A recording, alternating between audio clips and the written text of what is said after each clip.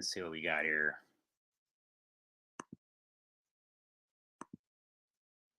All right. Looks like one's going. Those who don't know what's going on here, I said I'd be back, but I didn't realize I'd be back for this reason. Just thought I'd share with you what happens to my channel quite frequently so you guys get an idea of the kind of effery that I have to deal with just to spread knowledge to people. I'll show folks a little bit here in a second. So if you're wondering where the last stream is, on one of my channels, looks like the dark side has already hijacked my entire presentation that I did for Easter Sunday, all about love, water, intention, all very positive things.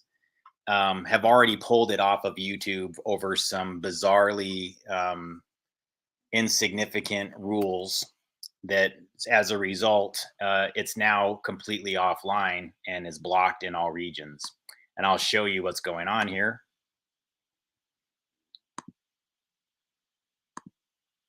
And you're going to see just how fake it is, just so you know. I'm not trying to get anybody pissed off or anything else like that when they see this, but this will kind of help you understand what kind of challenges the channel is having. And this is kind of what I have to deal with in general. Hi, Susan. So I just wanted to show you what it looks like when you're actually telling the truth, the kind of crap that they do to your channel. Again, guys, please don't get upset by it. I'm trying not to be upset. I just spent 3 hours of my time only to find out that this presentation that I just gave you, that I think was filled with hope and love and good intentions, has been taken offline over some arbitrary nonsense and probably isn't even going to be restored even after this whole edit is done. But you'll see the bogus complaint here. You'll notice the name of this is very cipherish, very encoded. There's really nothing based in any actual reality here about, why my clip that I just did is being blocked. It's all just effery. And as you can see, it says the video cannot be seen or monetized, and there is nothing wrong with what I just did. Now, it didn't have an impact on my channel, but you'll see what they've done is it says blocked. No one can view this video due to one or more of the content ID claims below. I don't generate revenue from the clips anyways, but, just kind of gives you an idea of what's going on here. And so what this has done basically is convinced me that what I was trying to do earlier is a good game plan. Folks, I think YouTube and all of these old methods of doing our communications are completely bullshit. And what we really need to do is just start more things in person and more things in environments that we can actually control, which is to say just amongst each other. I'm already having my entire stream in this really bizarre way getting slowed down. So anyways, I'm going to take that window down because I think it's using up some of my processing speed to have it going. So I'm going to use the video that I did earlier for those who would like a review of it.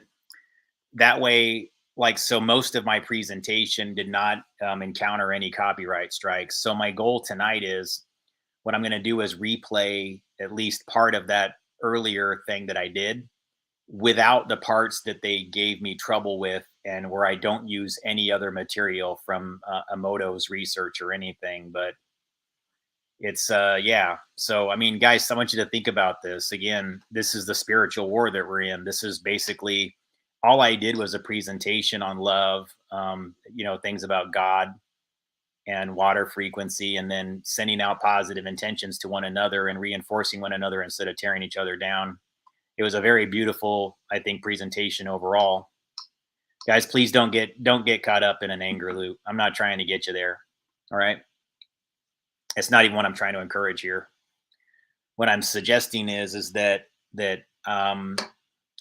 look, right now, I just know that it's better for me to start transitioning from doing this more as a YouTube channel and to doing it more in seminar and that type of environments where we should be more meeting as collectives and groups and going over these things like training and schooling, as opposed. Oh, sorry guys, I'm not saying that you're angry or anything else like that. What I'm suggesting is that we not get into a that we don't go there, as to the best of our abilities. Yes, I mean, yeah, they're acting demonic, they're acting all these other things, but hey, what are we going to do? I mean, I don't want to focus on it. So sorry, I'm not trying to be nitpicky at anybody's words. I do appreciate the support and the show of support and everything. So, again,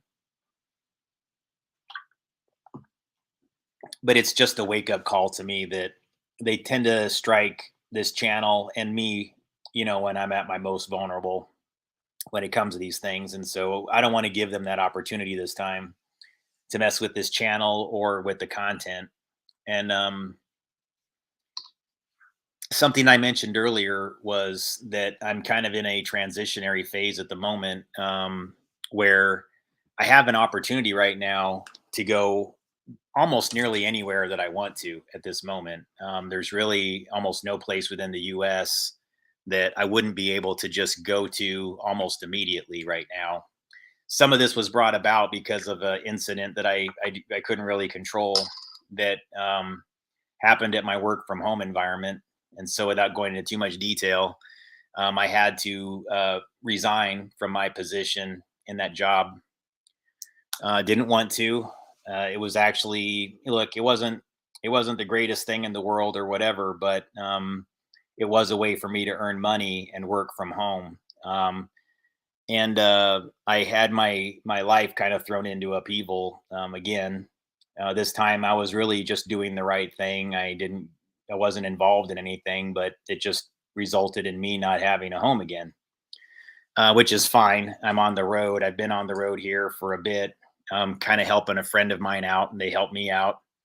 But now I don't know where we're left off as far as Easter goes here because everybody's kind of busy. I haven't had a chance to synchronize with people quite yet, so I really don't know what the future holds at this moment. So what I'm trying to think of is how can I turn this temporary setback into an opportunity, you know? And what I would really like to do right now is find a group of people or even just a few people, whether it's, I don't really care, guys. It could be, whatever, but I would like to find a way for to continue this as a more day to day, um, synchronizing our information and having us like work together, and then maybe form some type of group. And I'm trying to put this out there to see who's interested in doing that. And if you are, and that sounds like something that you'd like, then contact me. Well, you can do it in the chat here, or you can send me a quick email with your contact details, and we can talk about what that would look like. What I'm thinking is that um, right now, since I'm kind of in this kind of open state of whatever, it might be a good idea for some of us who have been thinking similarly and who this material resonates with, that we just kind of put our heads together and find a place where we can start doing this.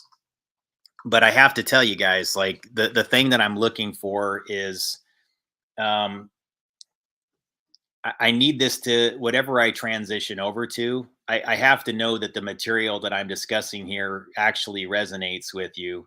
That what I'm discussing here, that you really get it, because the problem that I've been having is that um, you know, yeah. So that's great. That's cool, guys. So thank you for your feedback in the chat here. People are, it seems like people, this is resonating with people, so that's good. But what I'd like you to think about is that if you had an opportunity to do something like a session for a week or two, or something of that nature, even longer, that we could put together a team of people that achieve a lot of different things simultaneously. This is something that I've been wanting to do for a while, and I'm thinking that right now, because of what's happening to so many different people, where we don't always have there's so many things that are going on within the economy, and where people are kind of at risk in some situations, that it's put a lot of people in stressful situations that if they weren't in those situations, they would be doing extremely well and learning a lot right now, and in going through their ascension. What do I mean by that? Discussed it earlier that one of the ways of preventing people from ascension is what are called event related desynchronizations. These are ways to jam brainwave, distract people, cause them stress, cause them anger, frustration, and then they're not able to receive the information that they normally would be getting as downloads or activations. There is a battle right now that is on for this. Okay. Yeah. And so, like, yeah, I'm hearing some folks like kind of say that they're in a situation also. Well, that's great. Here's the thing, though, guys. Like, what I need to do is I have to find at least one location to head to at the moment. All right. Where, if there's some people there that would like to like work on this with me, where we can actually form a team that evaluates these things, and in the cases where it's possible, if we could help folks, that we would. That would be cool. I mean, I'd be open to that. I tried saying to people like we do need something of a group of people that can do extractions. Now, who those people would be that get extracted from their situations, that's the challenging part, because there's a lot of people that you don't really know what's going on with them, for real. I mean, this is the internet, and so I kind of look for folks that are a little bit above board that do things similarly to me, where there's not a lot of, I mean, I just straight up tell people who I am. People know my entire history. They basically know my name and everything else like that. There's no guesswork. So things like that are kind of important to me. I'm looking for things that are on that same level. And my hope is that we can begin by doing, like, face-to-face communication, where these things are brought in as like a lesson plan and teachings, but that I'm also in a state where I need to learn from others as well. And so it was a great situation that I was just in until, there was a little bit of a hiccup. um, and we were learning a lot. We were doing a lot of exchanging of ideas, and it did actually help form some of the material that I've been doing lately. And I do find that that's kind of how things work. And um and so if you didn't see my presentation earlier, I'll replay some of that here, the parts that I can. But yeah, I would say at about 50 minutes to about an hour into the presentation, they did some bogus copyright claim on my last live presentation. And this has been why I've been avoiding doing anything with any other channel's information ever, is because pretty much it's almost a guarantee that they'll do things like this if I use anything but still images. Anytime I even let the video play for like a split second, it just results in them taking down the clip or worse. And so right now, because that could put my channel at risk, I especially need to be in a stable location. Okay. So if folks that are interested in that would not mind sending me a message or an email to see what we can put our heads together and do, that would be great.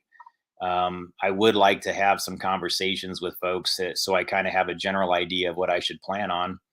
Otherwise, I'm just going to go to the same places that I normally go to because they're familiar, and I know that I can, be stationary for some of them. Locations like Las Vegas, I've been to before. I've been to Portland before. These are areas that I know really well, but I don't necessarily want to be going back to any of those spots at the moment. But I could, I guess, in absence of other options. But right now, I'm not going to say exactly where I'm at. Um, but I have an option to basically head anywhere pretty much quickly at the moment. So, anyways, just think about that a little bit. And as we're discussing this material, hang on really quick here. So, yeah, it sounds like some other folks is going through some similar things here. So,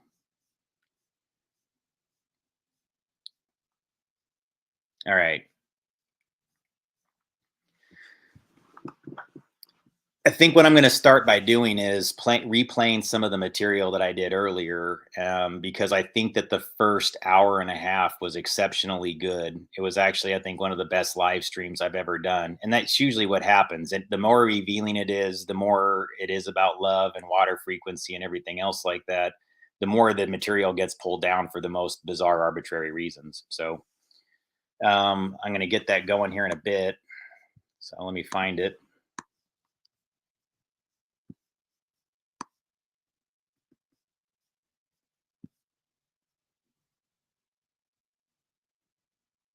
It looks to me like what I got canceled for was probably playing the things about cymatics, and nah, I don't know about that. Anyways, I think what I'll do is hang on here. Let me get this image up.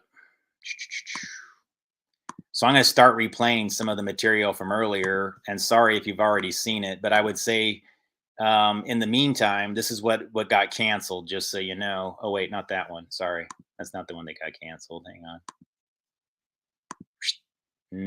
No, that's not it either. Hang on. All right, let me get into here.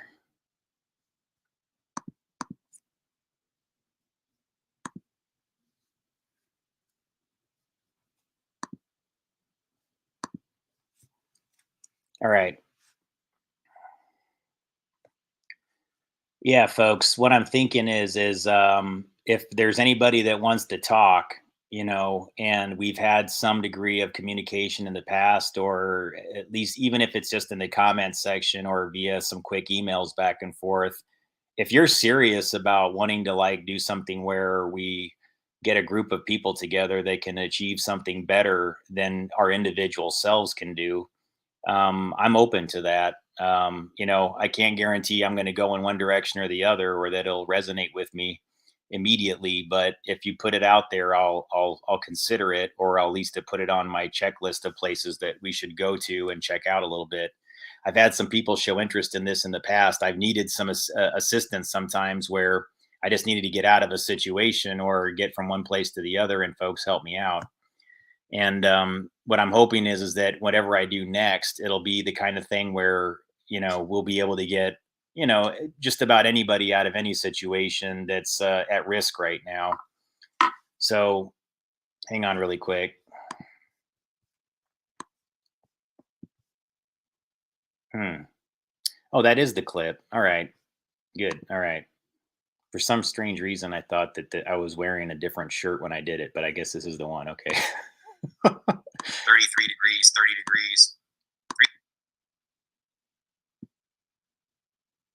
whatever. Just letting you know that that's kind of where I'd like to focus on is like what do we do with our thought forms? What do we do with the thought form entities? Which is to say, okay, so I'm going to play about a good portion of the intro to the clip that was just on earlier, since it looks like it's blocked. I don't know if any of you guys can see it still, or if you even have it, but that's what I'm going to be focusing on. And then I'll try to expand on the material. Excuse me. I'll try to expand on the material without having to go into the video slides, so that those who missed it earlier, you can get a fresh perspective and you can ask questions. Or if there's something you meant to ask before but didn't, you can do it here in the chat now.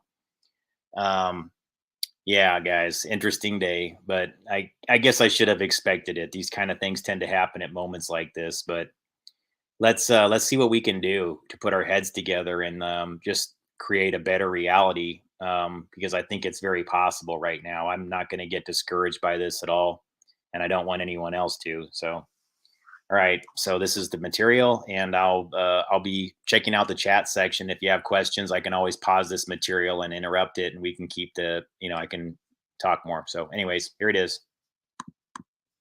Say that the thoughts become things aspect of the human experience. So the more you focus on a word or a phrase or a person or a place or whatever, it can bring those things into physical resonance, or they can actually, I guess you could say, it's like priming the pump a little bit on making synchronicities happen. I really became aware of this with the concept of, I guess you could say, money magic to some degree, because I wasn't consciously trying to practice it or anything. It was that I was finding like alignments all over the place that were 33.33 degrees. And it was because I was focused on it and thinking about it that I kept on finding the number just, in ways that aren't technologically explainable. It's one thing when something pops up on the internet and they that could happen through AI, that could happen through somebody going, let's mess with this person's head and make them think they're synchronizing with a number, that kind of thing, guys. So none of those things are particularly remarkable, I think, in those environments. You start to understand how powerful this is when it's self-evident in ways that no technology innovation could possibly explain. No quantum computer could explain it. Nothing of that nature would have an explanation for how it happened. A good example of this is, I don't know, it was about a year and a half, 2 years ago, I think. I was talking to somebody about this exact concept, and I didn't even know how much change I had in my pocket. You don't have to believe this, but this did happen. And it happened again recently, where I said, I focus on that number quite a bit lately because of my map research, and it represents an angle or an azimuth that's ancient. It pre-existed, excuse me, it pre-existed a lot of these modern things that we, whatever, um, that it's assigned to. So a lot of people say 33 degrees has all of these different, it's almost like the number 13 anymore, where people make immediate assumptions about the intention of the operator or the use of the number. And I understand why, guys. It's because it is an ancient alignment, number one. So remember that 33 is an ancient alignment. The double threes, and actually just threes in general, whether it's 3 degrees, 33 degrees, 30 degrees, 303 or 330 or 333, it matters not. The number three, kind of like there's three people here right now. That's fine. You're all welcome to be here. I appreciate you. Um, but what I'm saying is that the number tends to like magnetically draw to you. Now, I don't personally assign the three that I see on my view count right now as a synchronicity. That's a nonsense synchronicity. That's a non-existent one. That's something that can be rigged. That's something that can actually be made to look one way when it's actually another. So I don't rely on things that involve computers or anything like that. The synchronicity has to be done in a way that, like, I know that it was something that was some higher power, or I just disregard it immediately. So, I'm not the kind of person that gets impressed if somebody sends me things like, going all day long, I was seeing on the internet the number 11 or the number 33 or 1111 or blah, blah. To me, those are the tricks in the games. Those are the things that make you hyper focus on something that somebody else wants you to hyper focus on, and have a lot less to do with the real synchronicity. And so, anyways, this example that I wanted to share with you was like, so I was talking to somebody about this exact concept, kind of when I was close to the ocean, as a matter of fact. And I said, I've been traveling up and down this coastline, and I've focused on this number. And my guess is that, something crazy like I could reach into my pocket right now and find 33 cents. And again, guys, I didn't even know that I would find that much. It was just simply that, like, when I reached into my pocket, I basically pulled in and I was like, oh, wow, there's, 33 cents in my pocket. And that was total happenstance. That really was. It wasn't something that I had planned. It wasn't something that I knew was already there. I just had an intuition that through all the series of transactions during that day, somebody giving me a few cents here, a nickel back there, a dime there, whatever it amounted to, that I figured I would have that much in my pocket because things just worked that way. And then sure enough, I reached into my pocket and there it was, 33 cents exactly. And ever since then, I've carried it around with me. I carry the same 33 cents because to me, it was a sign. Like, I did not know that was there. So I don't care whoever else knows that it's true or untrue. Those parts don't matter to me anymore. It's been proven to myself in enough situations where I understand it. And so what I'd like today to be about is that, for me personally, this is my way out. There's this Arcade Fire song that I've been talking about, "Wake Up," and it's great. But there's a part in it where it says, well, let me get the lyrics up because I want to quote lyrics of a couple songs today. Before I get into Arcade Fire, the line specifically is, children wake up, hold your mistake up before the summer turns to rust. There's another line in it that says, "We're just a million little gods causing rainstorms, turning every good thing to rust." Sorry, I got those lines back or reversed. But that one in particular, "We're just a million little gods causing rainstorms, turning every good thing to rust." To me, that is programming water. That's like when you recognize that you have the ability to actually, like, brainwave does affect weather. Changing the brainwave of a larger group will actually manifest in changes in the weather. Beyond that, it's when people are together and focused and concentrating on the same things, they then radiate that outward. And this is why I believe today, as we're I guess we could say this is about the resurrection of Christ. It's about what happened to Christ. That's what people are discussing on Easter. Hopefully, it's not just a place for you to go and find Easter eggs and do all the commercialization things. That you're actually taking in the lesson of Christ and what Christ gave up. It doesn't matter if you believe in the Bible or not, to me, guys, ladies and gentlemen, because as far as I'm concerned, what I've tapped into and what I've realized is that whether or not it was true or not matters not to me anymore. It's that people have manifested it by virtue of going to churches, synchronizing together with the same thought form entities that involved the cross, the Holy Trinity, the Holy Spirit. And those who really understand it are impacting the energy grid. They're actually manifesting the Bible into physical reality. And the signs are all around you. It's hard to deny it.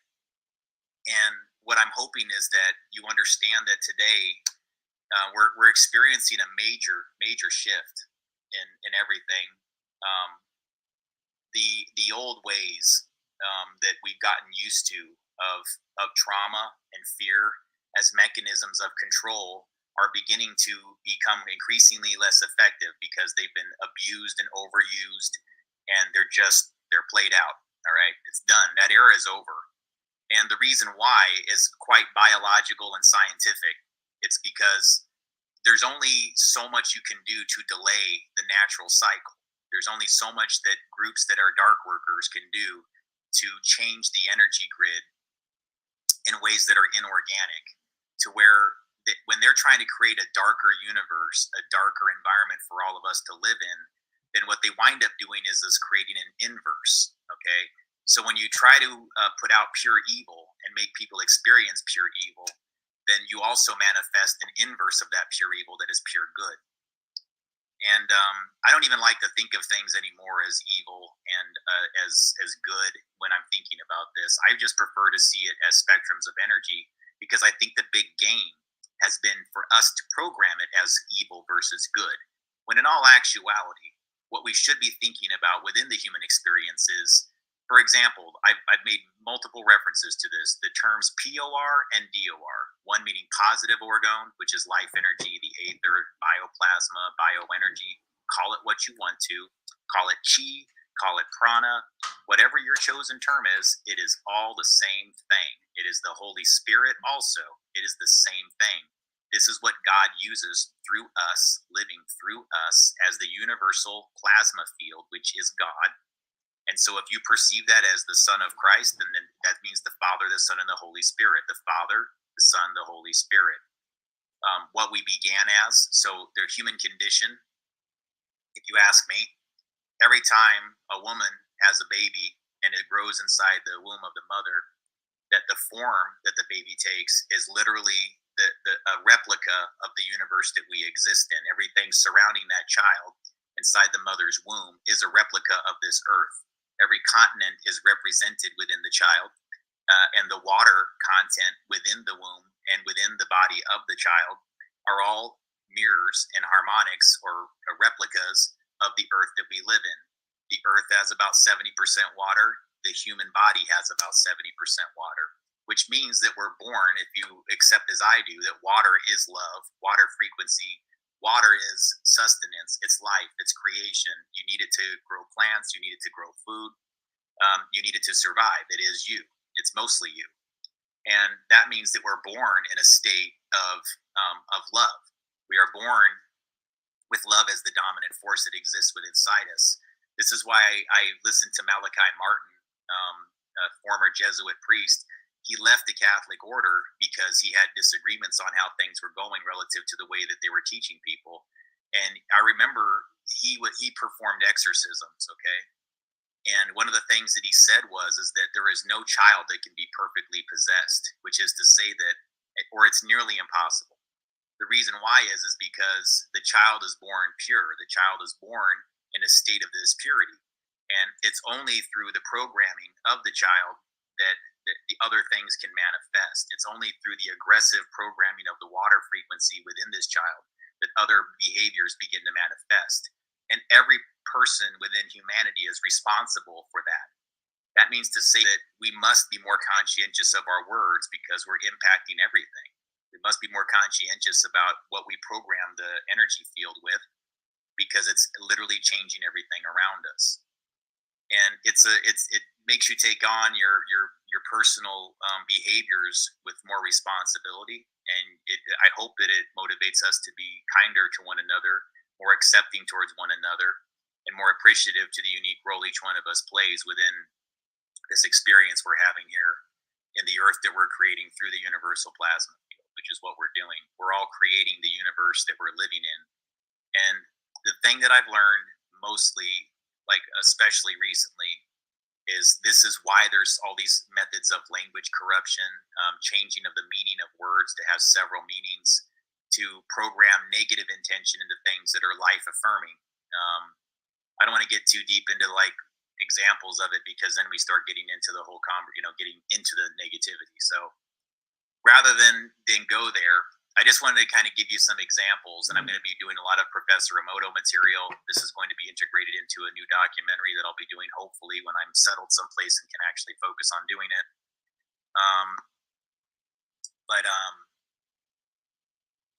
here's the thing that I realized. I want to tell you a quick story because I want some more people to join, so I'm going to do some kind of whatever. But I was in New York, okay, years ago, just visiting, and I was going to see a concert one time. Another time, I was visiting a friend. I've been there a couple times, and I really like New York City. I know a lot of people don't like the city. I mean, I'm not a huge fan of being in city environments and really aggressively urban environments anymore. But I really thought that New York City was a very unique and beautiful place. I just really enjoyed um, being there and being around the people.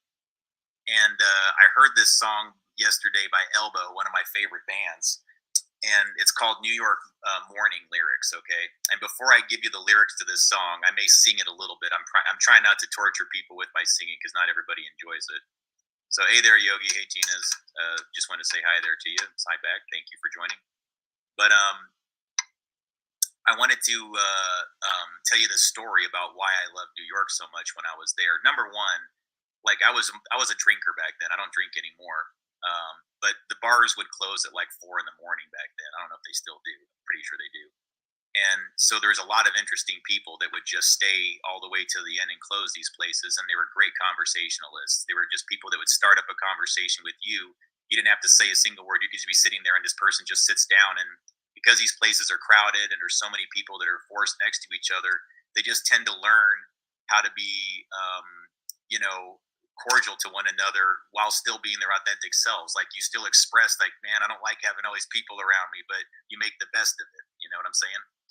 And that was the thing that I learned about New York. It was a great experience, especially the one time that I went last when I went and saw this concert. And so I was kind of, again, I was by myself. I was, I wouldn't say I was super depressed at the time, but I was still a pretty heavy drinker. So I don't think you can be a heavy drinker without having experiencing a good degree of depression. Um, but I still was a social person to a degree, and that was my, I guess you could say, social lubricant to talking to strangers or people I didn't know. But the point was, is all these people would start up conversations with me, and they were very, very nice. And I was like, wow, New York is nothing like what people tell you. Like you always see in movies, people are just cursing at each other. There's crap everywhere. They're being rude. They're going out of their way to be jerks. And I didn't really experience that. Now, what I did experience there is that these people are very blunt. They will tell you exactly what's on their mind, and they don't hide their feelings about anything. And one of the best examples of this was the first time I went. A friend of mine brought me to this. I really wish I remembered the name of it because I can't right now. But I think it was somewhere in Manhattan, and he took me to this bagel shop. And he's a native New Yorker. He has the accent. He's from Long Island, all that, you know. Great guy. I haven't talked to him in years, though. I wish I knew how to contact him. But he was like, "Yeah, let's go to this bagel shop, Cruz. Let's go in here." I was like, "All right." And so there's the Jewish bagel shop owner, and there's this guy that is Italian American, and he looks like he was like straight off of Jersey Shore, one of those television shows. He kind of had the stereotypical Italian, going to clubs, listening, very very into appearance, making sure that all the tan is just right. I mean, all of those things that you found on Jersey Shore type personality. Okay, so he's in line, and the bagel owner shop is behind the counter, and my friend is in line too, and I'm just kind of watching this all, and it's just so the guy walks up and he's like, "Sorry, this is a little bit crude, guys. I don't mean to be scatological, but it's a funny story, and it did happen. It sounds like it would be written in a movie, but this really did happen." This guy goes, "Yeah, yeah, give me a bagel, man." But and he goes like, "You want lox?" He goes, "Nah, nah, nah, nah, no lox, no lox. I don't like that lox. I don't like your lox because every time I eat your lox, I get really constipated. Okay, no more lox. I don't want your lox." And he's like, he backs up a little bit and he puts down everything and he goes, "Sir, I have never had a constipated customer in 25 years of business." And the guy goes, "Whatever, just don't put it on." It's like, okay. So the guy goes down to the end and everything like that. And within earshot, the guy's only a few feet away. The bagel shop owner looks at me because he can see I'm observing it. He goes, "That's a polite way of telling a customer that they're full of shit." So and the guy, he didn't get upset and like reach behind the counter and like assault the guy or anything like that. He just kind of laughed. He smirked, because this is how they let off a little steam. They know that things aren't perfect where they're at. They all have to be boxed in together. And yeah, guys, it can be different. That was many years ago that I went. Maybe it's not like that now, but I had some very interesting experiences there. So that was one. All right. The next time I went, and I don't expect you to believe this, but I'm sure if I were to get on the Wayback Machine and find the photos that I had uploaded to a database, I lost all the copies that I had. I've been through so many different moves and everything, but this did happen, guys. The second time I went to New York to see the Underworld concert, I decided to go down to the Dakota Building, and that's where like John Lennon was actually shot. Now I didn't go there for that reason. It's just interesting architecture. They filmed like a lot of movies there. There's been a lot of famous people that live there, and it's very close to where the John Lennon Memorial is, called Strawberry Fields, and that's at the edge of Central Park, very close to the Dakota Building where he and Yoko Ono lived. This is why I'm going to play this, or I'm not going to play the song for you, but I'm going to read you the lyrics of the song here in a bit, because to me this is just one of those beautiful synchronicities, just like what happened. Okay, I was always a huge Beatle fan, still am. I go up to the Dakota Building, and I'm just taking pictures of it. The architecture is really interesting. There's gargoyles all over the side of it and things. There's a guy sitting next to me, and he's taking pictures of different things too. And this is, I promise you guys, this actually happened. This really happened. Well, not a limo, but a black Mercedes Benz pulls up, very high end, not a limo, but like at least like a 450, whatever those things are, like the top of the end one at the time, right? And out the door opens, and out walks Yoko Ono. I'm not joking. Yoko Ono, along with another guy who I didn't recognize. They were both dressed with black pants, black shirt, and black sunglasses, and they made a beeline straight to the entrance of the Dakota Building. I got out my camera, I took pictures. I was like, I cannot believe this is happening. And the other guy's sitting next to me, and he goes, "You know who that is, don't you?" He's like, he had like a French accent or something like that. And I was like, "Yeah, I know who that is." I was looking at him like, I'm not an idiot. I know that's Yoko Ono. And so yeah, I got those pictures, right? So I was like, wow, talk about right place, right time, weird things, right? All right. This is why I just know that whatever I'm existing in, there's something. It's this beautiful combination of these the domain that we have here on Earth, which I guess some could argue is run by Lucifer. And I guess you could say that there's an inverse of what Lucifer did here on Earth that's manifesting the signs that we're actually going to experience this ascension, and that the Bible and the lore of the Bible, or the truth within the Bible, however you perceive it, it doesn't really matter because it's manifesting in modern times, but it's going to be taking elements of the world that we're currently existing in to manifest. So I did an example of this earlier. Rising could be risen, like he has arisen as opposed to rising. It's hard to explain, but I'll give you an example later. Before I do that, though, I really love this. It goes, um, and I think this fits what's going on right now perfectly. Okay, hang on really quick. I want to get this in the right spot so I can read it. I don't have the flow of the song down yet. Otherwise, I would have sang it already and put it out. But hang on. All right.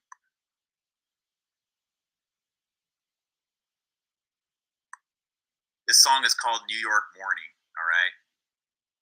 And I love this. It goes, the first to put, I'm just going to, I don't want to, I sing horror. I didn't do this heavily. right, guys. So I'm just gonna skip past it until I get to the part where I actually read the lyrics again.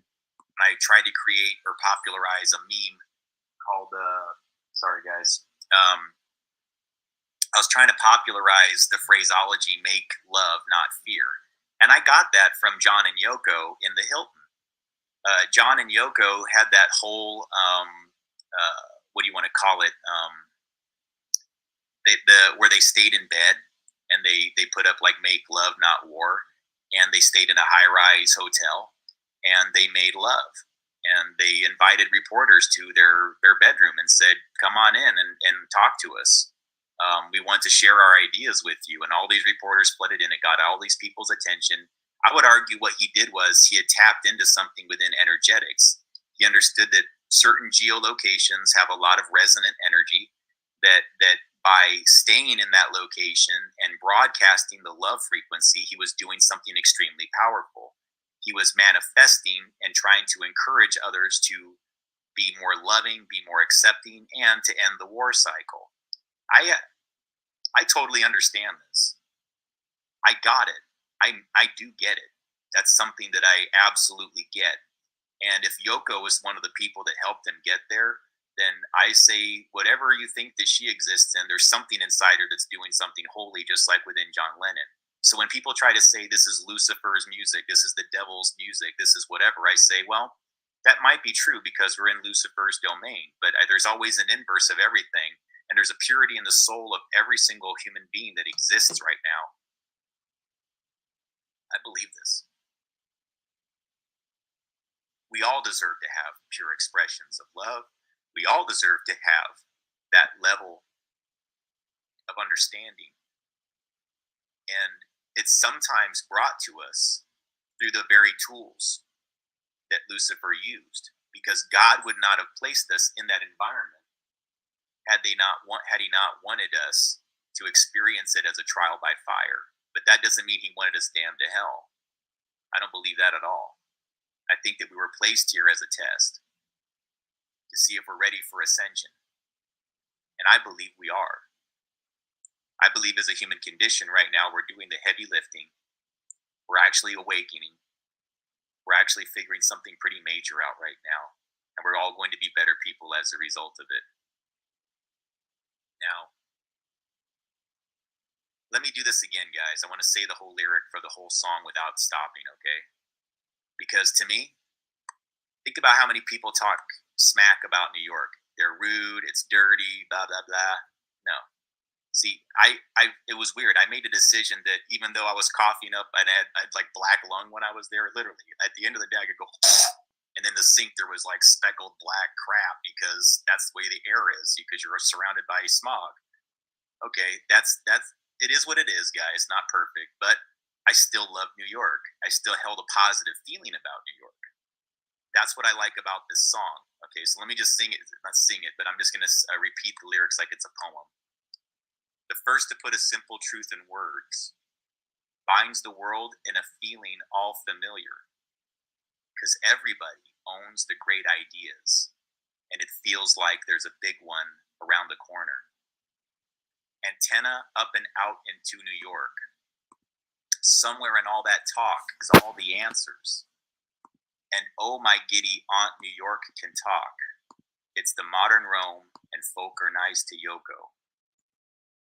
Every bone of rivet steel, each cornerstone and angle, Jenga jut and rusted water tower, pillar post and sign, every painted line and battered ladder building in this town sings a life of proud endeavor and the best that man can be. Planning, me I see a city and I hear a million voices, planning, drilling, welding, carrying their fingers to the nub, reaching down and to the ground, stretching up into the sky. Why? Because they can, they did and do, so you and I could live together. Oh my God. Sorry. I think this is one of the most beautiful things ever written, I swear. Oh my God, New York can talk. Somewhere in all that talk is all the answers. Everybody owns the great ideas, and it feels like there's a big one round the corner. The desire in the patchwork symphony, the desire like a distant storm for love. Did it come from me? Because it feels like there's a big one round the corner. The way the day begins decides the shade of everything, but the way it ends depends on if you're home. For every soul, a pillow and a window, please, in the modern Rome where folk are nice to Yoko. Sorry, guys. I love that song. And the minute I can learn how to get the inflection of his voice down to where I'm comfortable singing it, I'm going to at some point. But I almost can't do it without like choking on the words. It's such a beautifully written sentiment. And it says everything about programming water. It says everything about how we program what we exist in. And maybe sometimes deciding that New York is a beautiful place in absence of evidence, having faith that it can be, and projecting the words outbound that it will be is a very powerful thing, especially if it just hits the right people at the right time. And maybe because space and time don't really exist, maybe that song got in my subconscious before I even heard it. And maybe that's why I love New York so much. It wasn't just that I had a good friend that was from there and everything else, but yeah. Oh man. Okay. Well, we got enough folks here right now where I'd like to start discussing what I'm talking about here within resonant frequencies and water. Now, Professor Emoto is a guy that's done this what's called water consciousness and intention studies. Basically, those unfamiliar, he's a really brilliant guy that basically has done a whole series of tests where he, I think he uses a oscilloscope and some different types of probes to basically, and then like a microscope to actually look at what's happening to water when you send certain messages to the water through thoughts or direct words. And a lot of people will roll their eyes at this concept, but my hope today is that by the time you're done listening to this or watching this material, that you won't think that that's just funny anymore, or that this is something that people say. I want to show you it in actual examples, okay? Where it'll be undeniable that frequency, energy, and vibration are anything, including the words we say and what our intentions are when we say them. You really do program every water cell and other humans by virtue of your thought form entities. So choosing love, choosing acceptance, choosing faith is your best bet. It is the best karma cycle that you can be in because it'll return to you. It's best to not let yourself get into excessive loops of negativity. And if you do find yourself there, you got to get out of the situation until you can start to maintain and start to, again, it's just a little bit like having a virus on your computer or something like that. You've got to like say, no, I can't let that in. I have to be more aware of what I'm doing with my thoughts, with my words, and how I feel all the time. If you run around feeling everywhere like I hate people and I'm miserable, then you're going to start to manifest that into your life. This much I know. And this is not your fault all the time because things are oftentimes done to artificially push you into that spectrum of energy. And sometimes we're all existing in one of these loops together without even realizing it. I think Twitter is a great example of that. Facebook is a great example of that. All these people get on these social media platforms, and they're a lot of times they go to do activism or because they're advocating for something that is very loving. But guess what happens to them? They get into the I'm going to send you a zinger. I'm going to get back at you for this. So I'm going to say this about you. I'm going to go after your thoughts, your ideas, and I'm going to have a competing set of ideas that are going to stomp yours down. People are like that, and we all get into that mode, myself included. All right. I'm not perfect. I will hold my mistake up. Also, I would say that the reason why I want people to not only know that I understand this, but it's also that you understand on a personal level that this is important to me, and I need to be reminded if I'm ever in close proximity to any of you or any of my loved ones or my friends to always be conscious of this in your own universe and in mine. Before I get too deep into this, let me talk about why all this is a thing. Like why do thought form entities change physical matter? Because the earth that we exist in, and let me get my diagram up here, the world that we exist in truly is a product of human brainwave, all right? And it's formed through our energy centers within our brain. We actually structure reality through this process, which I'm going to get here. Hang on. I did this really good diagram of it and showed it to people. Now I can't find it. All right, hang on. I'll get it. Don't worry. Here we are. I found it. Got to go through my notes, guys. Here we are. All right. This right here. So pineal gland. You see this? What I'm talking about here? So these are hemispheres of your brain. These are your eyes, and in the center here is the pineal gland. And then you can see that we formed the 3D, the tetrahedron, the 3D prism that forms and structures 3D reality through the eyes and the pineal gland.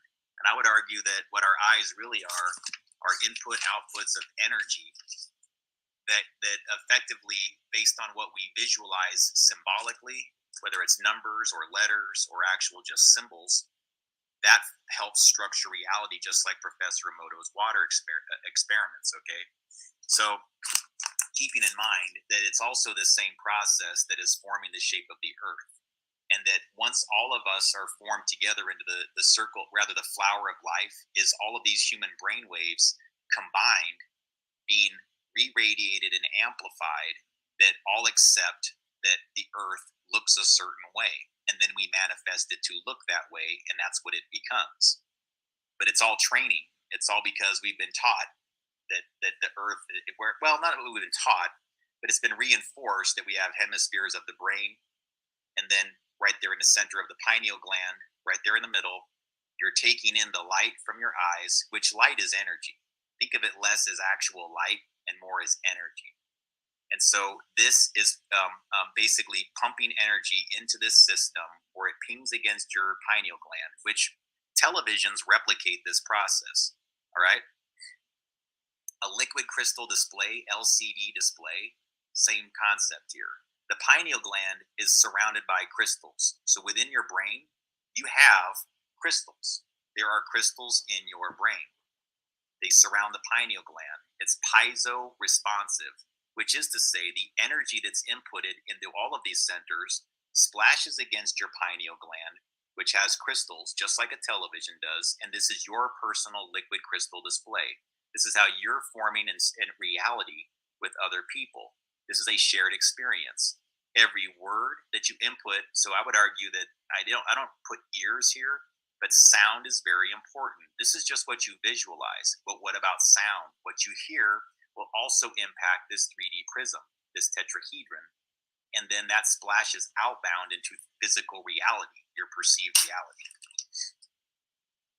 Makes sense? Okay. Guys, this is everything, because once you get this, what I just told you, I don't need a million bazillion people to understand this. Okay. I just need those of you who are adept, that have the talent and have the skill, and who are especially bioenergetically influential, which I already know based on who I've seen in here. I already know intuitively. I know some of you already have it, and I think you even know that who I'm talking to. I don't even have to say it. You know who I'm talking to. You have the ability. So understand that this process, you are a bioenergy delegate or super delegate. When you accept this and this becomes real for you, then now take it on as your higher self responsibility. Like you now need to understand your responsibility in the universe to put out the good messaging, to actually put out things that are positive, that reinforce people, that reinforce humanity, that make people feel good inside, that make people feel warm, that actually makes them feel loved, that provides them a sense of hope. And what you believe in, I would argue that especially if you've ever been mistreated in your life, or you feel like you were pushed into cycles of negativity or bad lifestyle choices or whatever it is, that was by design. And make no mistake of it. Now, don't stay anchored in that something happened to me status. No, you don't want to do that. Please don't go into victim status once you understand this about yourself. And don't feel like that's what it's about. You were selected by God, and the dark side knew that. And so the race was on to get you to think things of a negative intention, to get you to re-radiate things of a negative intention. Okay, that was the whole goal. So once you get that, the reason why you were attacked so severely at certain times in your life, where people would surround you with negativity, is because you have a gift. They know it, and they never wanted to see this day happen.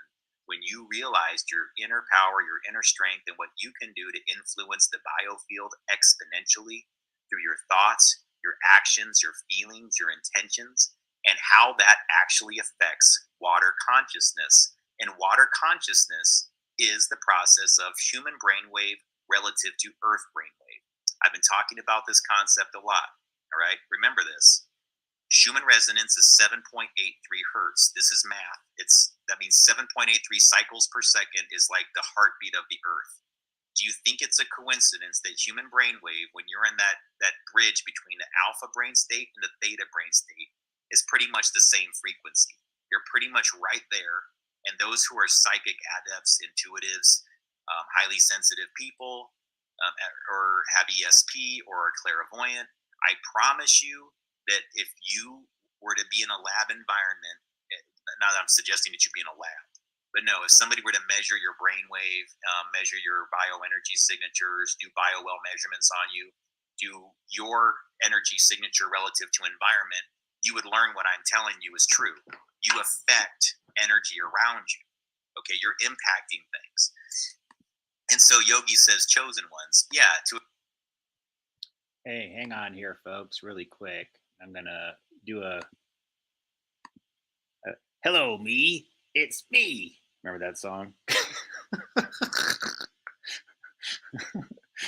In case you thought this was like on live, those of you joining late in the thing here, I'm literally replaying the one that I just had to do. So, all right. Oh, why did I interrupt this? Man, now I just forgot why I interrupted it. How about that? Oh, all right. That's right. Okay. So what I'm just telling you here about your abilities. Okay, I want to interrupt me. Hello, me. Me. Wait a second, me. I got to say something about this. Um, all right. So proving this out, just both to you and people around you. This is what I said earlier. We have like twice the group that we had now. So those of you who don't know what I was saying earlier, I'm actually looking for a place where there's at least a few people that are interested in my material that would like to like just hang out with me maybe for a little bit, you know, while I kind of figure a couple things out. I have places that I can go right now, but they're all just going to be sort of like figuring out what I do once I get there kind of situations. And what I would like to do at this point is just think like, okay, maybe I can just hop on a bus or a plane in the next day or two. And if there's a group of people that are interested in having these things measured, I can show up and do that. And I'm not even asking for anything, guys. And that's almost never something that I do. I almost always require some degree of compensation just because I can't afford to go broke. And I'm not saying that I can afford to go broke right now. No, not true. Actually, especially would need help at the moment when it comes to finances. But what I'm saying though is that I do have the ability to fly or take a bus just about anywhere. And so I'm just trying to find people that have been viewing this material for a while who would be interested in actually having their biofields measured, who want to like see how a helionosis meter works and would like to have some like energetic seminars done in person. And all I really need is just a place to sleep, and I don't even need you to buy food for me or anything else like that. I just need a few nights or whatever, or just to know that I'm somewhere nearby where I can get all those things relatively cheap on my own. But the point would be that I would like to work with some folks that would just like to learn more about what how this actually works at a scientific level. And I'm one of the few people that exist out there that'll actually understand it, can measure it, and prove it. And that's what I'm big on, is providing evidence to things that are spiritual in nature, that also have a scientific bridge from spirituality to biology and science. So that's what I'm really about. Okay, just so you understand what this whole channel is really dedicated to. It's about proving the nearly unprovable. It's about showing that spiritual concepts have tangible science associated with it. I've been researching this for years now. I've culled a lot of my research from two reports that were released as declassified documents. Some, some literally were from a lab that my own brother worked at. Okay, just so you guys understand how close I've been to issues that involve psychic ability, clairvoyance, ESP. I'm not the guy that was in those programs, not knowingly, but I have a relative that was actually working at the lab that did a lot of these things, even though if you were to ask that person directly, they would claim ignorance about the projects to begin with. But the fact is, I got on the CIA Freedom of Information Act library. I did searches on the company they worked for and learned that they were basically in charge of all the Stargate research. So there's not that many people you'll find out there that, number one, has a helionosis life meter, has a BioWell GDV Carillion photography system that can measure environments relative to energy that is impacted by spiritual belief systems, which is to say that there's this whole thing about thoughts become things. There's energy signatures, there's ways you can change environment, there's ways you can change water structure.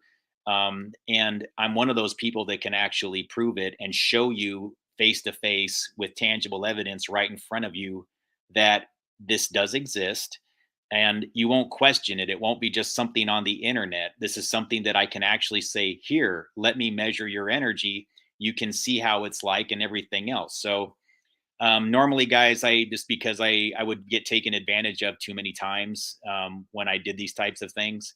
I just started to become rigidly, I would basically ask for a fee that was pretty rigid, and I didn't really bend from that. At the moment, though, honestly, I've had some people show me some kindness and generosity. They took a lot of stress off of me the last couple months. They gave me the ability to kind of like, reestablish myself a little bit and maybe help some others out. And since somebody helped me, I feel like I should pay it forward a little bit too. So yeah, if there's anywhere where this is of interest and you think you might want this, let me know now. That way I don't waste a lot of my time going someplace where I'm not going to be doing the work that I want to. Because to me, this isn't even, it doesn't feel like work. It's what they call the great work, but we don't have to use their terminologies. But yeah, to me, this is what it's all about, is showing you the actual scientific bridge between your spirituality, whatever you believe, doesn't really matter. I'll be able to show you tangible evidence, signs that things like where life exists, for example, with trees. A lot of people just think that that's a tree hugger thing or an environmentalist thing. No, I actually went out to the middle of the desert and I measured the life force of a tree. And I can do that in your neighborhood. I can do that in your backyard. I can measure your human energy signature. I can show you how you change environments that you step into from the way they were before with an actual meter. So I use things called the BioWell GDV system, the helionosis life meter, and I have a lot of other meters that I use as well to prove all these things. And I'd be happy to show people if they would like to do that. So that's kind of one thing I wanted to add in there again, just for you to think about. if that is of interest to you. I've seen some people mention things in the chat. I'm telling you, now is the time. So email me. There's descriptions below. I can put them in the chat as well. Send me emails. Give me your contact details if you feel comfortable doing that, or if you want to exchange some emails before then, that's great. But this is a good time to start thinking about it. Okay, I mean, not just thinking about it, but actually doing it. So, anyways, so back to the video. Think that through a little bit, and then keep listening here, and I'll be back. To a degree, you've been chosen for something, I guess. I mean, otherwise, again, God doesn't do this with every single person, although every person is doing this. It just means to say that some of you, it was more important, I guess, than others for you to get it because you're what I call super delegates of bioenergy. It's part of your role here to just do, um, what am I trying to say? It's just part of your role here to understand this. Because once you understand it, the collective understands it. The collective consciousness begins to get it, and then more people begin to respond like you do. That's why personally, my awakening also has been that I don't really want to discard people who were, I guess you could say, surrounded by negativity for most of their lives. But at the same time, I can't get in their energy loops excessively, nor would I want somebody to be in mine if I was in that state. But I think that there's ways that we can help people get removed from the type of energy cycle and on to understanding this better. And then what the way they influence the grid will be exponentially better. This is why some people feel a calling to religion. This is why Father Malachi Martin had a calling to become a Catholic priest, but then winds up leaving the church because he had philosophical disagreements with them. He didn't like that they were denying evil as a policy. That was actually something that the Catholic and the Jesuits decided to do for a while, was simply deny that evil exists and to only focus on the other thing. Now, if you know what I knew, what we're discussing here about water frequency, you might actually say that there was at least something to what they were doing, right? Well, don't focus on the devil, don't focus on Satan, don't focus on hell, only focus on whatever. All right, to a degree. I think that's again, I think that's a deep philosophical discussion that I don't think I could summarize very quickly here, but not entirely unwise, but I think misguided, because when you deny the existence of evil, you also deny the delivering people from evil. That's the problem. In disregarding it and acting like it doesn't exist, then you wind up disregarding all the sorts of the products of that type of environment it puts people in. So let me get into this resonant experiment here.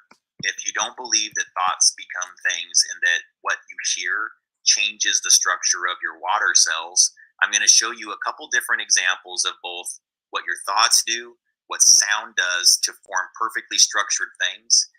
Anybody who's heard of cymatics or seen the video on cymatics, I have to be really careful. I can't play the music because they'll almost always do something to copyright strike me. So I'm going to do something really fast here to show you without the music, which is unfortunate because it kind of needs the music for you to understand it. But I have to do it that way for just crappy guys. I don't like losing my channel just because I show one clip, and that's what winds up happening sometimes. It's very bizarre. But this is something. Hang on. All right.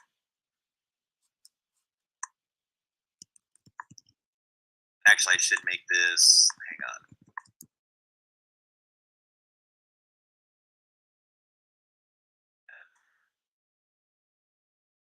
If I show the actual image, the way that it's displayed in the original clip. So what they're doing here is they're showing you.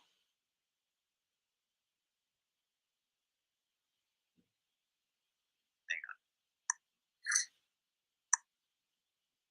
These are signal generators.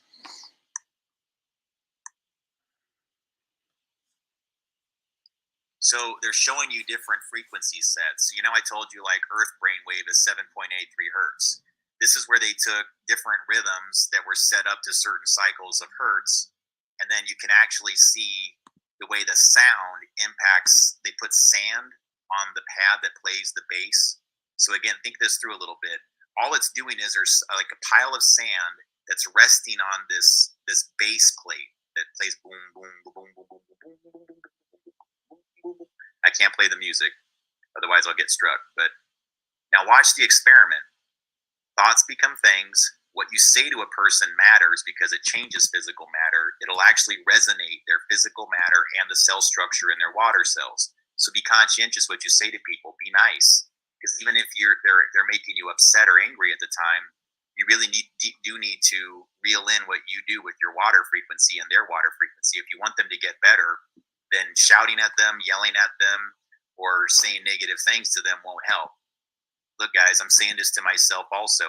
Obviously, you've seen on my channel, there's times where I'm so pissed off at some of the people that have disappointed me in my life. I've said some pretty horrible things here on camera. I'll hold my mistake up. I apologize. I wish that I'd been a better person, and that's one of the reasons why you see me showing such regret anytime I go there. I already kind of knew, okay?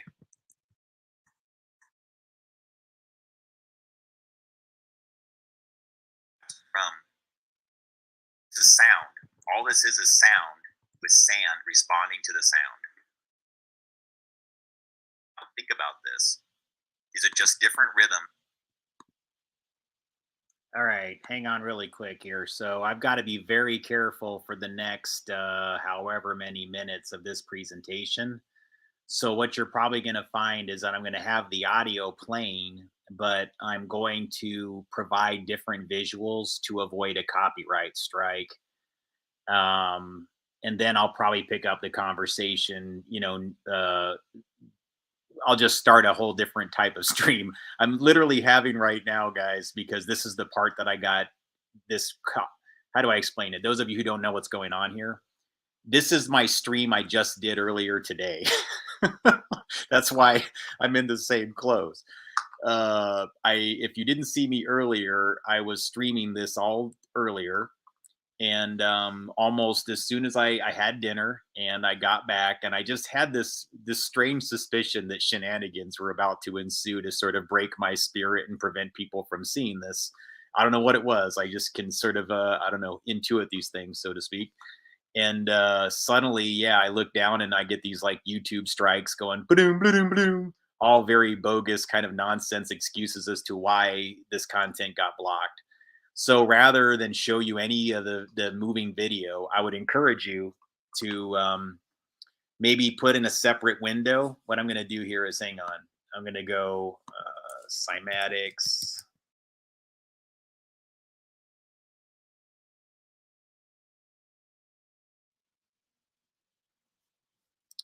All right. So just think of this. Basically, as you change the different hertz levels of the audio patterns of the bass relative to the sand on the drum, there's audio that plays using set frequencies. Okay. And so the whole point of this exercise was to show people and prove them in a scientific way that frequency, vibration, and energy, and Professor Emoto's studies as far as your intention and what you send out and how it programs water and how it programs physical matter is not just a bunch of nonsense that hippies and new age people say to feel good. I'm not a hippie. I'm not a new age person. I don't really even get along that well in a lot of those circles. I mean, I can get along with anybody, but I'd like to just be around people that have like a similar way of doing things that I do, just so you know. I mean, um, I want to know that they care about actually providing people with proof and evidence, even if they haven't found it yet. That should be important to you. That's the kind of people that I want to spend time with and actually exchange ideas and energy and whatever. Right? I don't really like to spend a lot of time proving myself or debating things excessively. I would much rather just be like, here's the evidence. Here's how it works. Does this resonate with you? Yes or no? If it does, then we can kind of like go from there. But to me, this is really everything about how the universe is truly working, that we exist in a universal plasma field. The pineal gland is the top of the tetrahedron. Your eyes are inputting energy from the sun and from other sources. Your ears are taking in energy that is sound. And so, what this is really about is this discussion of sound and less about the energy into your eyes. This is about every vibration that you hear. Why does certain songs make you feel so good inside? Because it's creating these harmonious patterns actually within your physical structure. Listening to good music that has good intentions actually can change the structure of your physical matter in beneficial ways. Okay. the same way that you see the water cell structure change. You know, positive reinforcement, loving messages, things that aren't hacks into your perception, but actually have the good intention of a good human being, are very powerful towards reinforcing your biofield and making you a healthier person. So somebody literally asked me a question earlier saying that they get bombarded sometimes with vibrations that make them feel very ill at ease. And do I have any advice? And I said, yeah, I do. What you get is, and I'm being dead serious here, guys. You get headphones that are like this, okay? These kind that have these type of plungers on them, and then the way they fit inside your ears are more of a seal. You have to make sure they really get in there, okay? And then it's just a matter of playing music that actually makes you feel really good. And that's cymatics, and that's water intention and water frequency and all that. That's really, again, it doesn't even have to be that. One of the things that actually helps me the most is listening to Robert Anton Wilson. And that's not even music. I like listening to him because his voice is like a grandfather. He's very calm. He kind of talks like this at great length, and he tells lots of interesting stories. And he encourages people to have humor in their lives. In fact, one of the best things that he says is, gods will be recognized by their hilaritas. Gods will be recognized by their humor. That this is, the pathway to the gods is demonstrating that you have humor. Hilarity is what he calls it. But anyways, I always liked that. He always said, he says it in Latin or something like that, but it basically just means live life with humor, love, laugh, light, all that. I mean, again, lots of people say it, they pay it lip service, but that they actually practice it. All I can tell you is that I'm not ever paying it lip service. I'm a human being. I don't always excel at doing this, but the more I discuss it, the more I understand it myself, the more I reinforce the idea to myself and others and work with others, the more I believe it, and the more it stays steadfast in my own value systems, that I don't slip, And that's why I was saying earlier, I appreciate when people remind me that, yeah, have your humor, be silly, be goofy. And the people that I can have the best sense of humor around and be myself the most around are the ones that I value greatly. And they've touched my lives, anybody. And even if we, if we're, I don't want to get into it, but I mean, I had opportunities like not even that long ago, months ago, to share time with somebody that just had such a great sense of humor. And there's a song that I played that said everything, with a laugh that could bring down tenements. When you're around somebody that you can make laugh like that, it feels really good. And yeah, I like that. I like it when somebody makes me laugh and I make them laugh, and that touches my heart. And the part that I wish is that I could always, that the circumstances and the stresses of life, money issues, and all that other crap that we have to deal with didn't get in our way of that. I wish we could have a more pure and holy existence that way, where these things were challenges for us, so that we could really just heal, enjoy time together, and learn together, and grow and thrive. That's my hope for the future. And I think we're going to bring it into manifestation. I think even just us doing this right here, right now, getting past that cancellation of my stream and just going right back into it. This is what I've learned to do. I don't just sit there back there and go like, I just did 3 hours on the internet. They just canceled me. No, you know what I do? I get back on here and I'm going to do another 3 hours. I don't give a shit. Sorry about my language, but that's how I roll. I'm not letting anything slow me down. I don't want you to let things slow you down. All right. So I'm going to play the audio, but I'm going to show this as the visual until I don't risk a copyright strike. So it's probably going to be nothing but these types of images for like 10 minutes or so. Okay. That are playing in the sand, and look at what it does. These are perfectly structured rhythms that are forming a certain cell structure within the sand when it rests on the plate. Certain rhythms are actually forming this perfect pattern. Okay. Pretty amazing, right? I can't play the audio, guys. I'm sorry. I wish I could. But just think of it like one.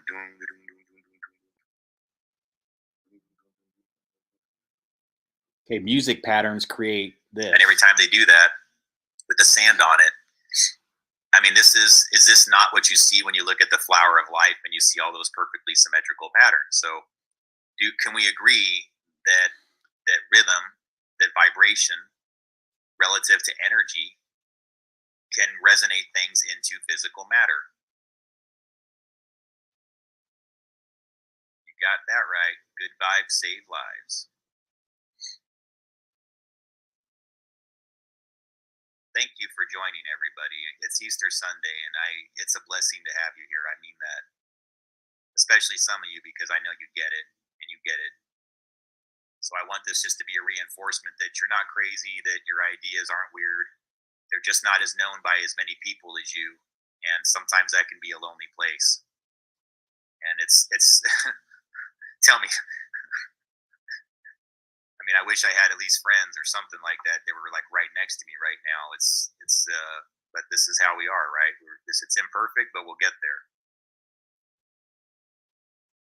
But these are vibrations. These are literally good vibrations, and look what they're doing. These are perfectly structured harmonics that are forming that sand. That's done with nothing but sound and sand on the playing through that base and forming all these different structures. Pretty amazing, right? So let's put this on pause really quick, and then let's get over to one of these things here. This is called Water Consciousness and Intent by Professor Emoto.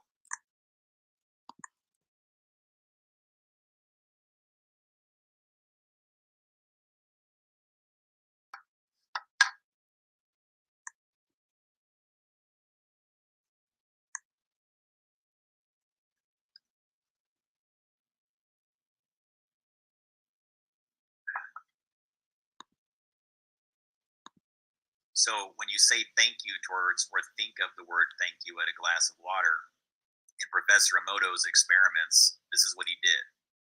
Love and appreciation form this cell structure.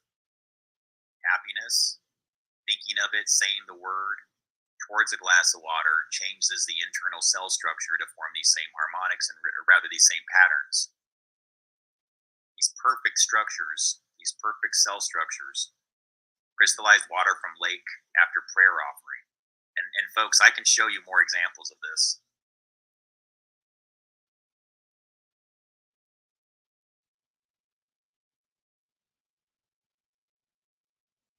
This is a deformed structure. Not that, the other one was.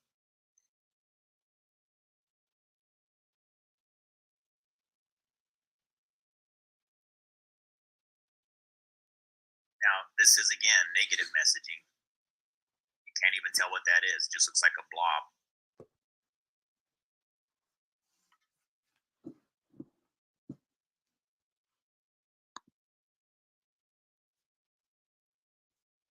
Now look how powerful this is. So, folks, that's just Adolf Hitler's name. Now, I want you to think about this because we've talked about nothing but good. But what was the power of the Nazi Party? It was literally changing water frequency using fear, using the image of Adolf Hitler, using all the negative actions of Adolf Hitler, and it's changed water structure. And they've learned that this is a form of energy accumulation. That getting people to focus heavily on their leader, Adolf, and all of the horrible things that he did, it started to deform the water structure of humanity. And this is how they took over. This is how they basically have influence on people in ways that they don't even get today. It's very powerful. But see, there's an inverse of it. And it'll only work for so long before it just resets on itself and the karma cycle begins to work in the proper way. What they were doing by programming water with negative intention, which they did do, okay, globally, and have been doing for many, many decades now, this was the whole game. And they put it into the infrastructure, okay? So again, guys, I'm not trying to go excessively in that direction. It's just to help you understand the whole point of this. Gratitude.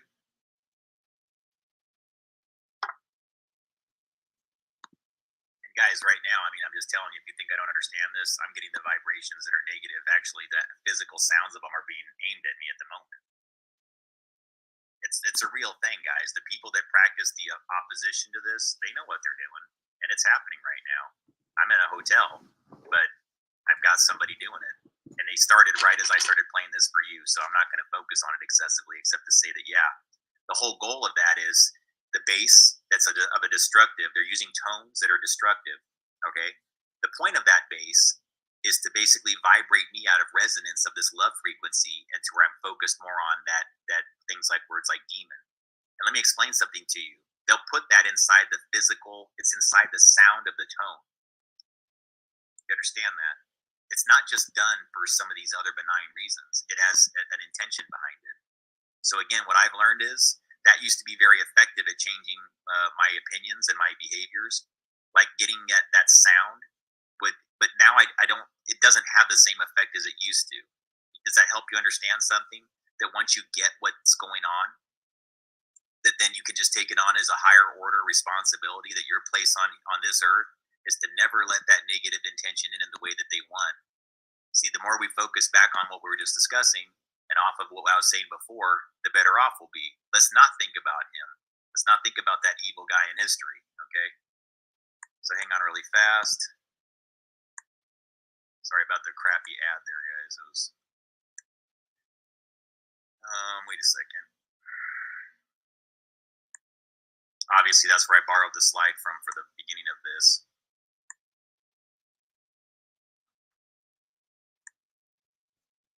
Words can heal, words can hurt. What did you do with your words today? So these are really good.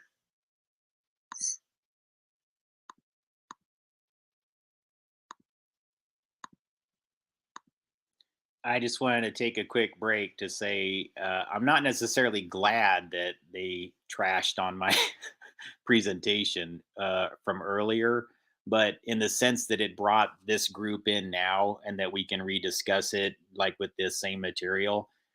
In a way, it was a blessing. So again, to me, this is their karma cycle being reversed on them. They tried to make my situation worse, and it wound up actually making my situation better because I didn't allow it. And it doesn't work anymore. It doesn't really throw me off resonance anymore when I get my clips taken down or that whatever happens to these things. I just immediately jump right back in and just start, plugging forward and thinking positively and working towards that. And it just tends to work out. Before it would get me stuck into a cycle, and it would be very difficult to pull myself out without significant help. But now I'm seeing all these great comments. And again, you guys are absolutely spot on. Blessing your food, your drink, being thankful, all very wise. White boy, Zoe. I mean, those are really cool comments. Thank you. This is what I'm talking about. Like, it's this is how I know, like, when I'm in these rooms, there's so many people that have been joining these conversations lately that we've been, you've either been watching me for a while or I've been, observing like the chats that go on. And this is one thing I'll definitely say, like with White Boy, I saw, sorry to those who are unfamiliar and don't see the chat room, that's his chat name there. And I basically, the cool part about this is that I've seen some of the chats that went on where there was debates or people that had questions over the material, and I would witness him having some really cool conversations with the other people in the room. And that's just one of the ways that I kind of watch things a little bit to see who gets it and who doesn't. And then that's a guy that really gets it. And I would say that watching you guys have the chats sometimes with each other and the things that you learn, sometimes I was almost like not necessarily a referee, but I was just sort of listening and then adding my own comments while people were going back and forth with one another. And I felt really good at the end of them, like people were learning from each other. You see what I'm saying? Like, I could see you guys building from one another and learning from one another, exchanging ideas, sometimes disagreeing, and then at the end of the disagreement, that you both learn from each other and you find more humanity in one another. And that's what I love about these chats and the people that come in here. So yeah, if you're not familiar, those of you, if you don't know what I'm talking about, it's because you're probably on the Mirror channel. And I would say that what you want to do is subscribe to both. And if you ever find that one has more comments than the other, then you're probably just not seeing all the chat. If you're on Gabriel Cruz backup Mirror channel, you're probably getting fewer comments than you would if you're on the main channel and you're not seeing all the different people. Sorry, no pun intended there. You don't see them if you're not on the main channel that's just called Gabriel Cruz or Gabriel Cruz Research. That would be why. So if you don't see down there, if it doesn't just say Gabriel Cruz, then you're on the mirror channel, and that's why you may not see all the comments. But guys, it doesn't matter which one you're on. I see all your comments because I simulcast these things on both channels for this exact scenario, like what happened earlier. That way, in case they shut down one, I still have the other. So because it's happened to me before. When I talk about things that are about love and water and patience and kindness, I get canceled. You have to laugh at their absurdity when that happens. I'm like, really? Like, really? Really? Think about that, guys. I mean, can they be any more overtly spiteful and hateful human beings? I mean, what is even in these people? But there you go. I mean, that's all it takes. Grr, you're talking about water and love. Grr. Cancel your channel. Anyways, I'm going to let the audio play again. Thank you for listening. Harmony.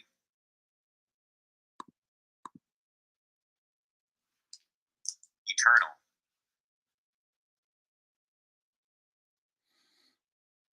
Thank you.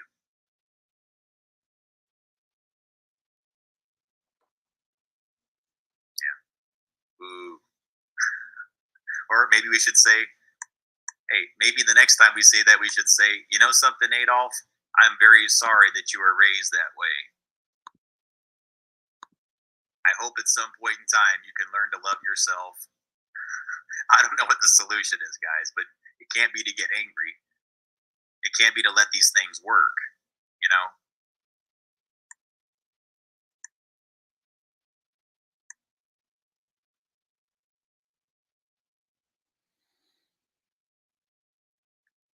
Joy.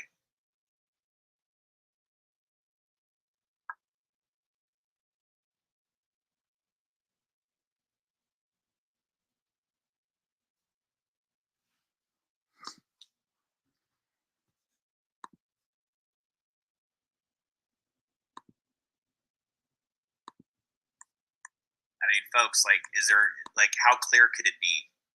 You saw one example where it's sound and rhythms affects the cell structure within the human body. It affects the sand that's on that plate. And so these are words and intentions being sent to the water frequency.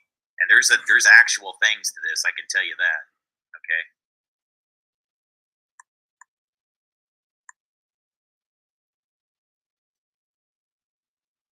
Yeah.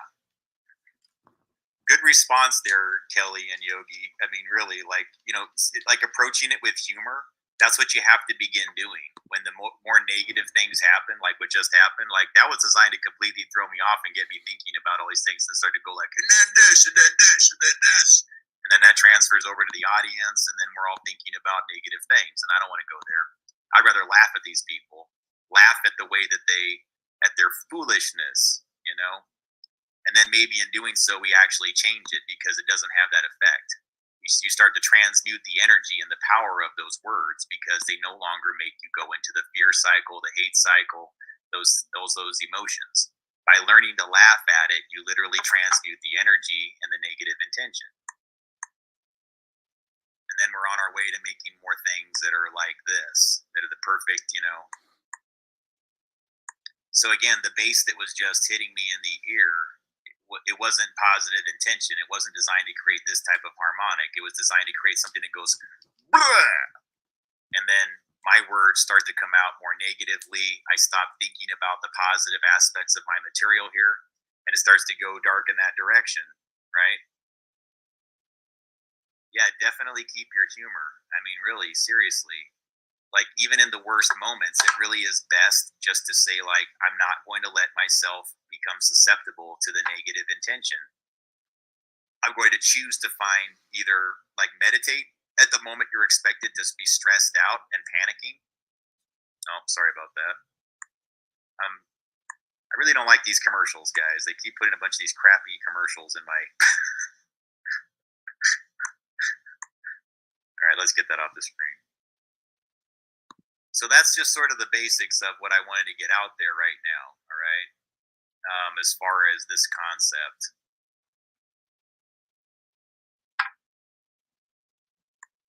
And yeah, I will get you a link and everything to this as well. Hang hang on really quick. Yeah, so I'll get you links to all these clips here so that you can have those for your own whatever. Really quick, let me get this. Where is the share? There it is. Okay, share. I'm going to put it in the chat here for those folks that are asking. There you go.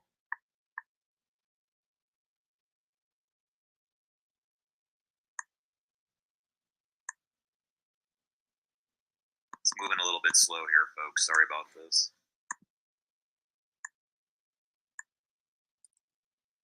All right, there's that. That's another one. And then those are the two Emoto experiments. And then the next one I'm going to do is the sand on the drum thing.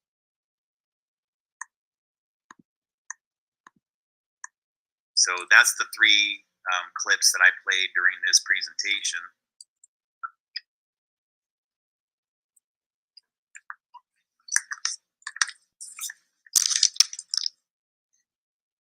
Yeah, you got that right.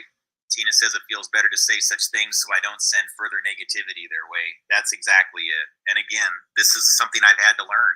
All right. I've been through, how do I say this, guys? Like, this is one of the reasons why I've been trying to project this out as much as I can, to say that if I've ever struggled with a relationship with anybody, or we had a negative interaction within one of our friendships or something like that, whatever the case was, whether it was something that was more personal or just more of a brief interaction, that the lesson that I've learned is that a lot of us are just being like sort of artificially driven into negativity quite frequently. And the same way that I would want, to be understood when that happens, I would also equally offer that understanding to others, and to say that what we really have to start doing is just knowing that it's okay to slip up sometimes, and that we can get to a greater place of forgiveness with one another and understanding, and then that way we're stronger, and we can actually be putting better energies out into the world together. That's what I'm hoping, is that that those of us who get it, that we just see this as our work. I think it's important. And so let me see here. Some of the comments. Make sure I didn't miss anything. All right. And make sure I have all my themes. I'm going into everything that I said I was going to here. So there's this. Okay, water, frequency, and love, biblical prophecy, and programmable matter. That's right. That's what I want to talk about. All right. So the biblical prophecy aspect of it. So here's what I think is happening, and I know this is going to sound a little bit weird, but I just keep finding signs of it all over the place. My belief is that the Bible is manifesting right now. That we're because so many people have studied the Bible for many years, and they did it in churches together, and they focused on the cross and the concept of Jesus, the archangel system. My first wake up call to this was that I just started observing that, even though, like, my name is Gabriel, and oftentimes I found myself side by side with people named Michael or some variation of Raphael, like within the archangel system, or I'm Gabriel and I'm next to Michael Street, or it might just be something that sounds a lot like Michael. It could be like Malachi or Malaka or whatever the thing is, right? But it's something that would have some sort of echo or reflection of it, or harmonic, that would be a very similar vibratory frequency. That's when this whole idea of the karma cycle, and then how that feeds into the archangel system and these larger patterns that people focus and concentrate on, began to make more sense to me. Those types of synchronicities happen because the collective hive mind, so many people that practice Christianity or just have an awareness of the Christian system, they've manifested Christian beliefs into physical reality, so that you now have people that are taking on the larger messaging of the archangels. It's just part of what happens, is that you start to feel sometimes internally some greater call. And it was happening where like the word Gabriel would find its way to me, and then beyond that, another figure within Egyptology named Geb. Not as well known as some of the other ones like Ra and Isis and ones like that, but Geb, Geb. Um, and the way that arrived to me was also quite synchronistic. And the way it happened, I couldn't possibly explain to somebody from the outside. It happened to me individually in a very strange way where it arrived at me. I also have something I call the Ka Codex, which again, I didn't even know why I called it Ka, but that's what I called it, Ka or Kah. This was an experience that I had several years ago. December of 2015 is exactly when it happened, right around the middle of the month. And it was a download of a lot of symbolism and information and things that I did not understand, but that actually wound up leading me to this path where I had to accept that there's a higher power, that this wasn't all just done by a bunch of scientists and atheists and non-believers. That, yeah, so Ramsey understands it, Ka and Ba. So that's its origins. So one would be consistent with the male energy. I believe that's Ka, and I believe the Ba would be female energy. And then you got Ankh, Ka, Ba, Ankh. There's these trinities that exist in everything. I would just argue that the third order is just like similar to the Holy Spirit, what it takes to continue the life cycle, creation energy, right? Ka, Ba, Ankh. And there's other forms of it, Kabbalah, Kabbalah. There's all kinds of different forms or variations on this concept, but I'm just kind of focusing on Ka and Ba right now. And you know something? I'm going to play probably some clips or one or two of my videos that are kind of in this range about synchronicity and geological locations, because that's kind of important. What I think needs to happen at this point, folks, is that some of us who kind of get this, we should be working, I think, on getting ourselves more in synchronizing more with things that will benefit humanity as far as what we're focused and concentrated on. If you think about it, this is exactly why the Tibetan monks all go to the hilltops by themselves and they pray together, is to keep the messaging consistent amongst them. You understand that? If you had within that group of monks that are way up in the mountains there in Tibet, and again, if you think about what Tibet really is, think of it less as like a holy center that's there just because it's where people are from, and more because it's a huge tower. It's just like you have like the highest tower that can broadcast the furthest. It's like broadcast towers, radio stations. They'll put them way up on like the biggest mountain or the biggest hill that they can get to, and then they radiate it outbound.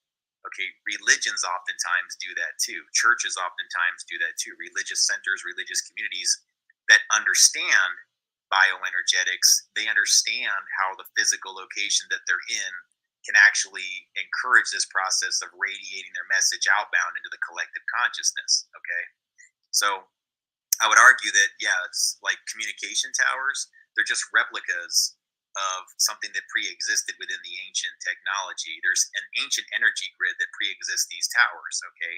And they're on mountains, they're on hilltops, there's the Bosnian pyramid is one example. There's Kailash. A lot of this I get from Uvarov's research, but I found it to be true. Mount Kailash is another, and they have these alignments that are all across the world where this is the energy grid that pre-existed all of this modern technology. And in all actuality, I would say that most of this modern technology is just simply a crude replacement for what pre-existed. In all actuality, it's crude. It's something that is it's not as sophisticated. It does not work as well. But because we weren't even aware of the ancient energy grid, and this has been delivered to us as an innovation, as a technology improvement on our lives, we suddenly interpret it as such. And in all actuality, if none of it was there to begin with, it wouldn't be stripping away the energy from the organic grid that pre-existed all of this technology. Guys, it's my wake-up call as a guy that used to build cell towers. I mean, I don't do that anymore. I know that it at least affects the energy grid. I know that it at least has some impact on these things, not always negative. I think sometimes it's a little bit of a, I'll put it this way. Like I did a lot of cell tower design in rural markets, areas where there was just nobody out there. And The only reason why we even built towers is because we got government funds to put them in places where nobody was. Why did that happen? Because a lot of people in those communities, these smaller communities, they could not become larger communities without a communication grid. They would complain that people couldn't come to their towns and use their cell phones. Therefore, it impacted their ability to grow. A construction crew did not want to go out there and expand because they couldn't even use their cell phones and they would be out of business the whole time. So that would be a big risk for them. So it just prevented the expansion of these areas. And so they would give us funds to put them in towns of 100 people or less than 1,000 people. And so that's what I specialized in. I actually put a communication tower that provided high speed data to the same town, Eltopia, Washington. Those that are familiar with Eastern Washington, I know I got some Eastern Washington peeps out there that within Eltopia, even amongst Eastern Washington people, not many know where Eltopia is. You'd have to be near the Hanford Reservation in those communities. But it's a little town. I think to this day it probably has fewer than 500 people in its entire whatever. But just on the outskirts of Eltopia, I constructed. I placed my antennas into that town, and then in a town that when I was younger, you had to share your phone line, meaning it was called a party line. If you picked up your phone, your neighbor might be on your phone using it at the same time as you. That's how crude the telecommunication was when I lived out there in the 80s. And that was in the 80s. I mean, literally, it was still that primitive. There wasn't a lot of the trunking phones and cell phones type technology. You had to share a phone line with your neighbors. They had that fewer resources. And then I wound up delivering high speed data back in the 3G era. That's when I was still doing that work, was early 2000s. But yeah, that was something that I did, and I felt very proud of it. But now in hindsight, I'm going, well, is this all the best thing to do? I don't know. I don't think negatively of the people that are doing it, because I also know that before I put towers in certain places, people would get into accidents on the road, and they didn't have any way of calling out for help. And so it's always been this strange balance that I found myself in with how I perceive what I used to do. I know I had really good intentions. I wasn't doing anything consciously that was on the dark side ever. And I don't believe that most of my coworkers ever felt like were doing that. We always felt like what we're doing has good intention. And I think because we felt that way, and that's the way we programmed it, that's what it did. A lot of these towers did save people's lives, quite literally. They would not have been able to get a phone call out and get some help without those towers. And so again, I don't know what the answer is at the end of all this debate about whether it's good, bad, or indifferent. But I know the only way that we're going to get a good answer and get towards a better solution is by not assuming negative intention of people that actually were really trying their hardest. I know I did. I considered it my pride and joy to make people safer in those areas as a person that used to live in one of those markets and those towns of a very small population where, yeah, without a phone, you could be in a really bad place. I wouldn't want to be without one now. That would be pretty bad. So I don't know what the solution is entirely, but all right. So if you guys have any questions, the Crystal Cathedral. Oh, let me think here. I was trying to think of where to go with this next, because I want to bridge this into a larger discussion about what Hollywood does relative to this water frequency, what religions do. And I think one of the best examples I have of the synchronicities is going into my maps research. Some older articles that I did before I had this type of understanding. And I might show you one or two articles from that, okay? So give me just a little bit of time here to get that queued up here. And hang on. Let's see here. I basically have all these clips in a select playlist if you're ever interested, that's called Maps and Energetics. And I can get you a link to that. That's what I'm going to be using for this part of the presentation, Maps and Earth Grid Energetics. Okay. And I've been updating this playlist with some of the recent clips that I did. But I have one that's about secret societies, grid energy, and occult practices, Stonehenge, Fibonacci spiral and timelines. All right. You know something?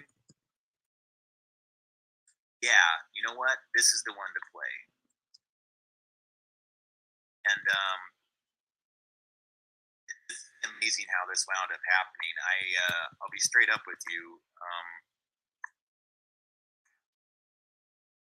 All right, this is the playlist, and I'll get you guys a copy of it if you're interested.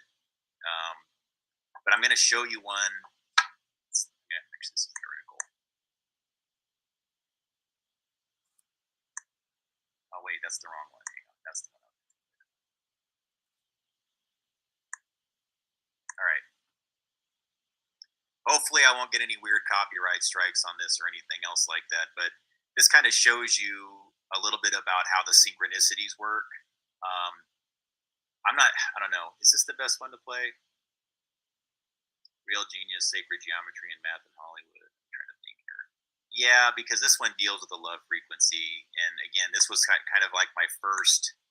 This is the one that really got me like thinking about this more positively. Up until this point, folks, most of my research revolved around people using these degree energy lines in ways that I was just trying to understand why they were doing it. Why were people like the Masons or these ancient societies always using these sort of directional 33-degree alignments from point to point all across the world? Why did they exist? How did they come into fruition? You know something? I think it's important almost that I go there first and show you secret societies, grid energy, and occult practices, because even though I don't want to, I think that that's the one to start with. So let me show you that. I'm not going to play the whole thing maybe, but at least it'll give you an idea of how the energy lines work a little bit better. So hang on here. And then after that, I'll play you something that's more about like how the Fibonacci spiral operates relative to this. Hello, everybody. I just want to... Okay. What's tripping me out, guys, ladies and gentlemen, I'm glad this is the one to play, because the location that I'm at right now, I did this morning, I dialed in like what my alignments are. Like if I'm staying in a hotel for a few days, I'll usually find out where, like right from the center point of where I'm at, what do I line up with my own physical body within this location when I'm at 0 degrees, 180 degrees, 33 degrees, 213 degrees, 303 degrees, 123 degrees, and 333 degrees, and 153 degrees. I know that sounds like a lot of information there, but what I'm basically doing is just like a compass. I'm saying, okay, here I am in my physical body. I'm radiating out energy, and I focus and concentrate oftentimes on that 33-degree line. Then I try to see what kind of things occur when that line goes different places. This was my first sign that there was something really trippy going on. The Astoria column in Astoria, Oregon is it's very similar to a minaret in that it's a tower that you have to ascend, and it's a spiral staircase. This was covered in the material yesterday, just slightly. But those, when they're in a hilltop, like in the Astoria column is in Astoria, Oregon, and whatever emotions you're experiencing, whatever you're focusing and concentrating on when you're going up that spiral, this is all Fibonacci sequence. It's human energy concepts. It's thoughts become things, and then it's amplified exponentially. So if you're afraid the whole time you ascend it, and you're afraid when you get on top, and all you can think about is things that you're afraid of, you may re-radiate that fear, and it's really close to the water. I'm just helping you understand. And what I began to do was visit this location. I went out there with somebody that I almost got married to. And that's why this was like very powerful to me, because I realized that she and I had shared a lot of these like experiences together when we were together many years ago. And it was a very powerful thing that had happened because we had programmed the grid all along the coastline because of what we were thinking about, because of the frequency that we're on. And it became more and more like obvious to me what had occurred between us. Now the relationship ended. It was a long time ago, but it was a very powerful experience in my life that continues to like have an influence on like the way I perceive reality, which is to say that I learned that when you are in a love frequency and you actually love somebody and you go and experience things, the person that you love, that the thoughts that you think about are amplified exponentially, and it's more of a creation type energy. It has more of a creation and a positive binding type of experience for you. And I saw evidence of it all around after this had happened. It was really trippy. So, not going to get onto that topic excessively, folks. It's just that this basically was one of the locations that we visited on top of points and many of the coastal locations nearby. And so after that, I've always just liked going to the Oregon coast and going to the Astoria Column. And I learned that the Astoria Column lines up at 33 degrees precisely, very precisely, to where I was born into in Bothell, Washington, which says to me that space and time really are illusory and that everything is energy, vibration, and frequency, and that that's all just time perception is just a product of all of the above factors: energy, frequency, vibration. That's it. It's perceived time, but it's not actual time. So the alignment occurred just because it was going to occur. It may not have even involved direct intention of planning, and that's why it's been such a challenge for me to get it. It's been super challenging because you start to go like, wait a second, how did that even happen? There's only one way that could happen.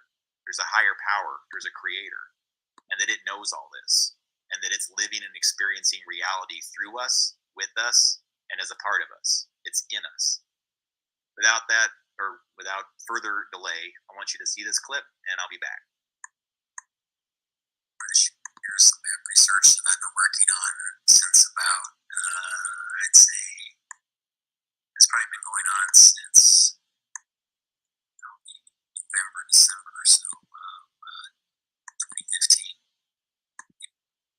And this is when I'd say some of the programming was starting to unwind. And I didn't know how to interpret the information I was receiving. I thought a lot of it might have just been a big, elaborate technological joke being played on me, and it could still be. I don't know. But in my job experience, what I used to do was work with Google Earth very frequently, and I learned how to use the software pretty well to do my job. Now, one of the things you do when you're designing a tower is every engineer who's done this work will tell you that they use Google Earth. If they don't, I'd be really surprised. If they don't use Google Earth, they're using some form of Delorme or topographic software, something like that. It's necessary to do the job. And the reason why Google Earth is good for engineers is just because you can really drill down and you can create like a sim tower and then put a little marker there, and then you can zoom in on the hilltop. So if you want to put a tower on the hilltop, you can put one here. You can see the reflection, and you can kind of look off in the distance, right, to know where it's going to see. And it helps you with line of sight so that you know how to design a tower properly. So that's how I became familiar with running azimuth lines and things involving grid lines. Now, I am not at all an expert in ley lines or grid energy. I don't know a lot about those things except for what I've been discovering over the last year. Now, in studying things that are involving the occult and Luciferian, satanic type societies, you start understanding that, yeah, they do play with numerology and angles and azimuth lines. And so it seems weird that, like anybody who does engineering work, especially what I used to, they would have probably all the skill sets it would take to interpret a lot of this data and verify it. And I would like some verification because it's very strange and very bizarre. So, onto that. I was born in Seattle and then raised near, my first home was Bothell, Washington, just down the block from James Pettigrew, who I've talked about in another clip. Now, the Astoria Column is named after the Astor family. So if you're not familiar with the Astors, people who study things like psych or cults, they'll tell you that the Astors play heavily into that dynamic.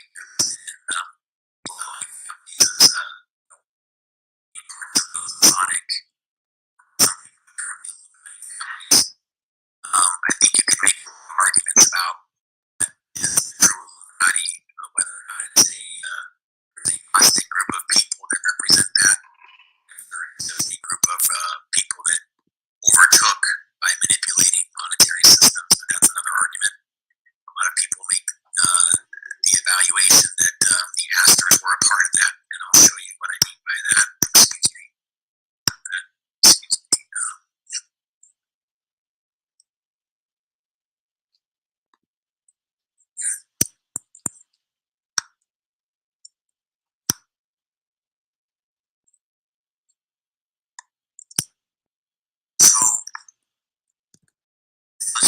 about the Astor bloodline. Founder of the Astor fortune was John Jacob Astor. But where this relates to specifically, we're talking about, you can read all this on your own. We had Luciferian Masonic connections, 13 families, part of those original cult societies. But this year, this guy Astor comes along and in a few years totally owns the whole industry. Again, this could have happened, but because the occult power of the Astor family gave them the right, obviously others in the committee of 300 had to step aside. If his position in the hierarchy had not given Astor the right, believe me, the other families that originally controlled the fur trade would have gotten rid of Astor. One result of his fur company was that Astoria, Oregon was created. Right? So that's relevant because John Jacob Astor was attached to that, and Astoria. Okay. So now we're going to get over to here, see Astoria, Oregon, where it is. This isn't that far away from me. It's about a couple-hour drive where I'm at right now. It's west of Portland. I've been there before, and I've actually been to that column. I have not had the guts to climb to the top as of yet. Yeah, I always have to stop this because, yeah, I have actually climbed it since then. Just remember, this article was written this was done in 2017, okay? And so since then, I've actually gone to the Astoria column on, at least a few occasions. I've gone there at least 3 or 4 times since 2017. I think more than that, actually, because nearly every time I'd go to the coast, I made a point to stop in Astoria. And if it was open and I could, I would go to climb the tower. And I did at one point in time climb up there, and I sent out my intention. I actually, I put out a message of love. I put out a message of, I guess, faith, love, and devotion. I made sure to do it. And I didn't even understand this yet when I did it. I went to the top there, and I guess in my mind, at an intuitive level, I just felt like something would be stronger or more powerful once I got to the top of that column. And it's bigger than that. It's that, all right, so let me put it this way. Instead of just saying it's because whatever, let's talk about it scientifically. Getting back to the chart of what this really is. So when you take this aspect and combine this process within the human brain forming the tetrahedrons,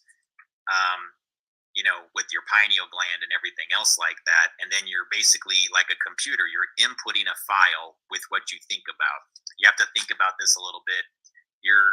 This is like the software. It's the purpose of the program when you're up there is you're broadcasting this larger message. And all I knew was that at that moment that, whatever I was going through at that moment, it was very much a message of love.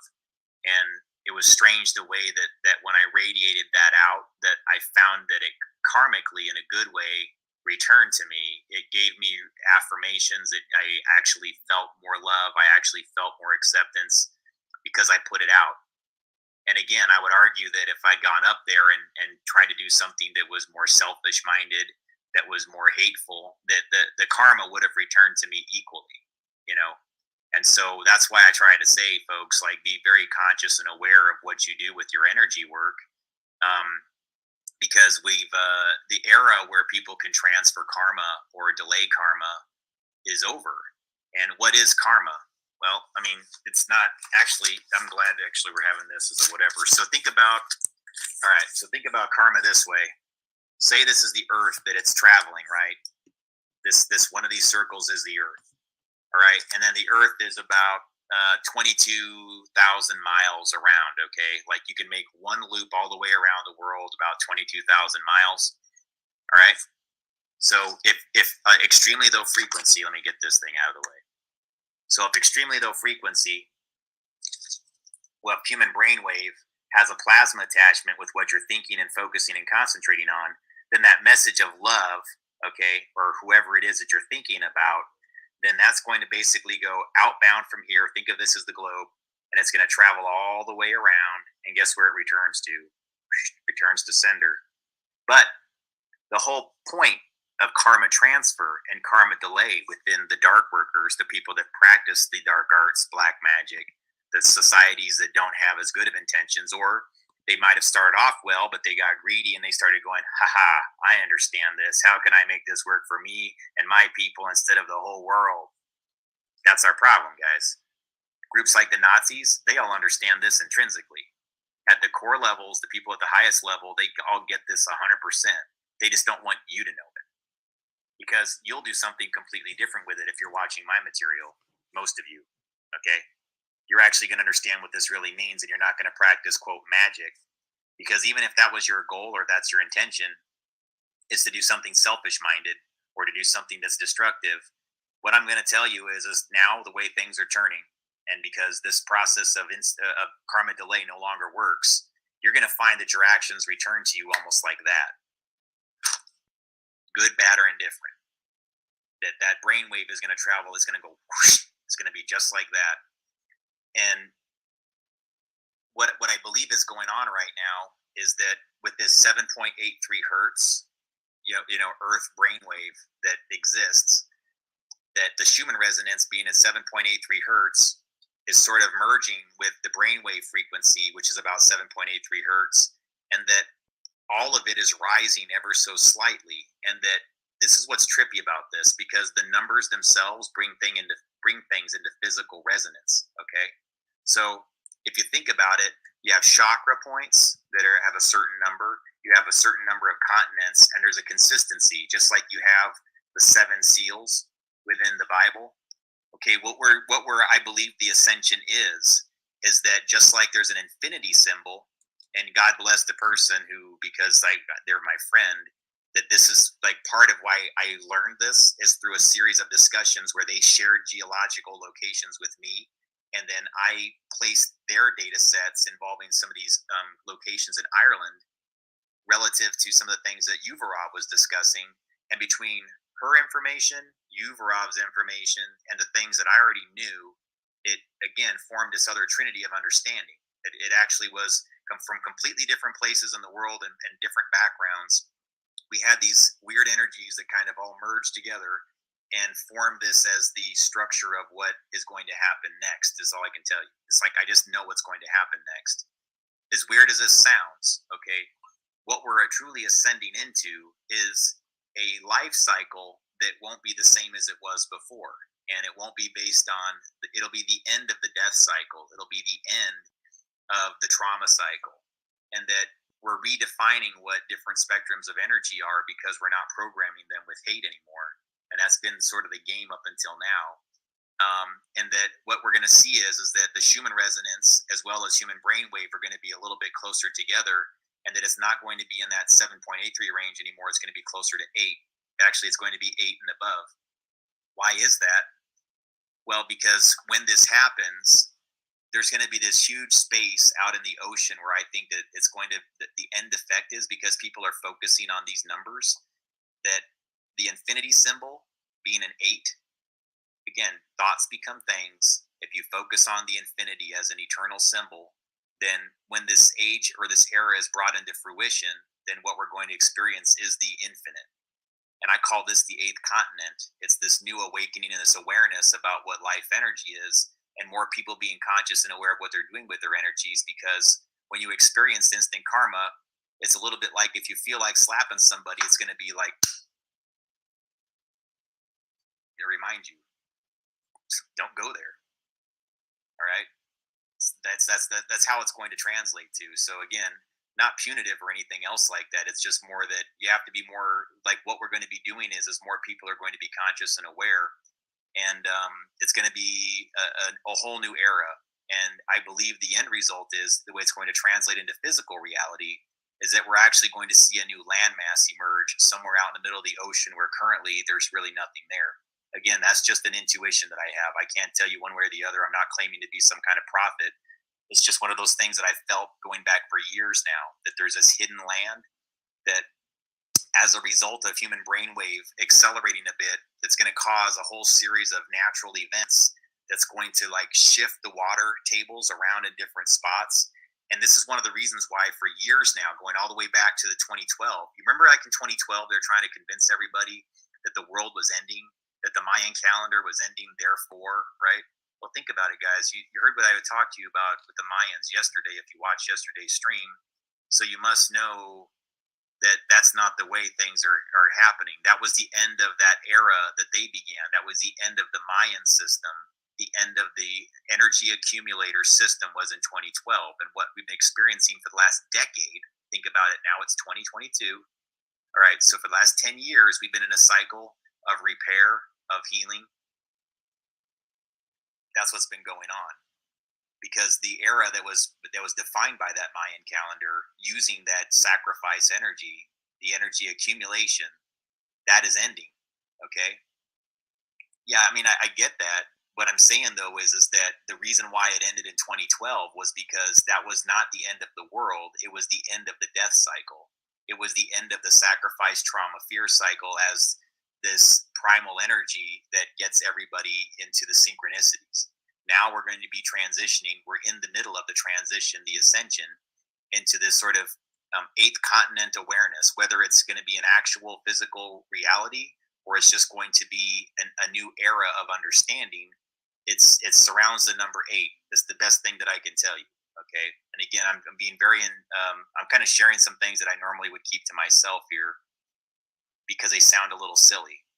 But I think that when this is played back later on, that more people will kind of go like, "Oh my God, that's what it was," and you'll get it better then. All right. And so I wanted to start by, well, not start. I wanted to like transition away from maybe this Astoria column thing, but there is something important to show you about some of the alignments. I think maybe not. Well, yeah, actually, because a lot of people have talked to me, so I feel like I should explain the 33 thing to get better with visuals. So let me do something really quick.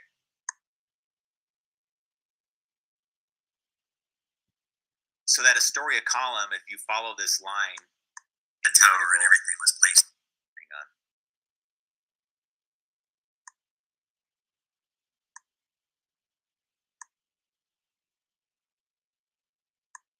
All right.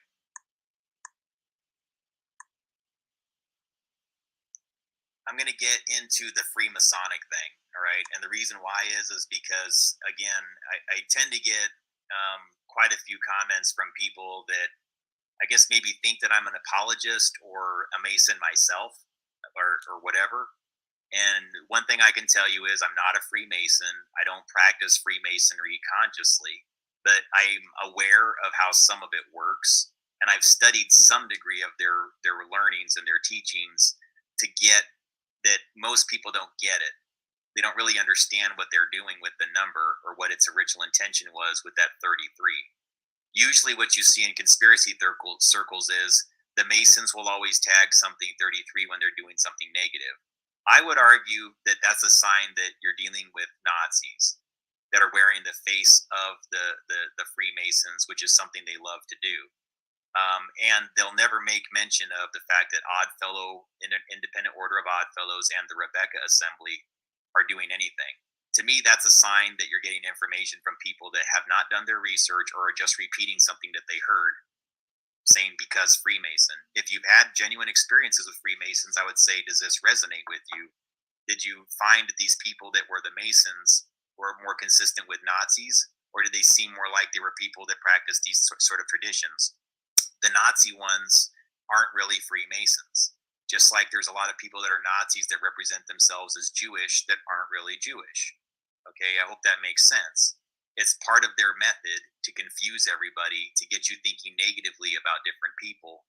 And that was one of their goals was to completely eradicate Freemasonry as the Nazi party and then replace them with something that the Nazis themselves could corrupt and change the meaning of.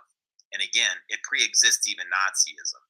This actually started going back before that when certain Judaic peoples that were chosen were sort of like aggressively pursued. They were the original, what do you want to call it? They were the original like bioenergy super delegates in some cases. They actually had a lot of the knowledge that's held inside the Hebrew language and inside the Torah.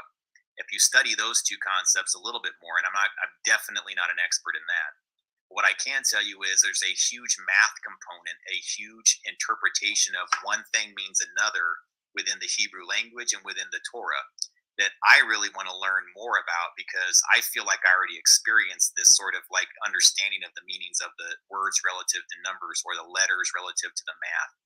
They have, if you watch the movie Pi, I want to show you this actually. Hang on really quick.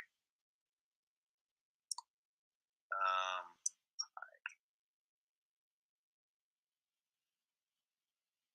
for a math, okay. This I have to be really careful with because it's actually a movie clip, and I tend to get did not want to play a commercial. Sorry, I hate this. All right, sorry.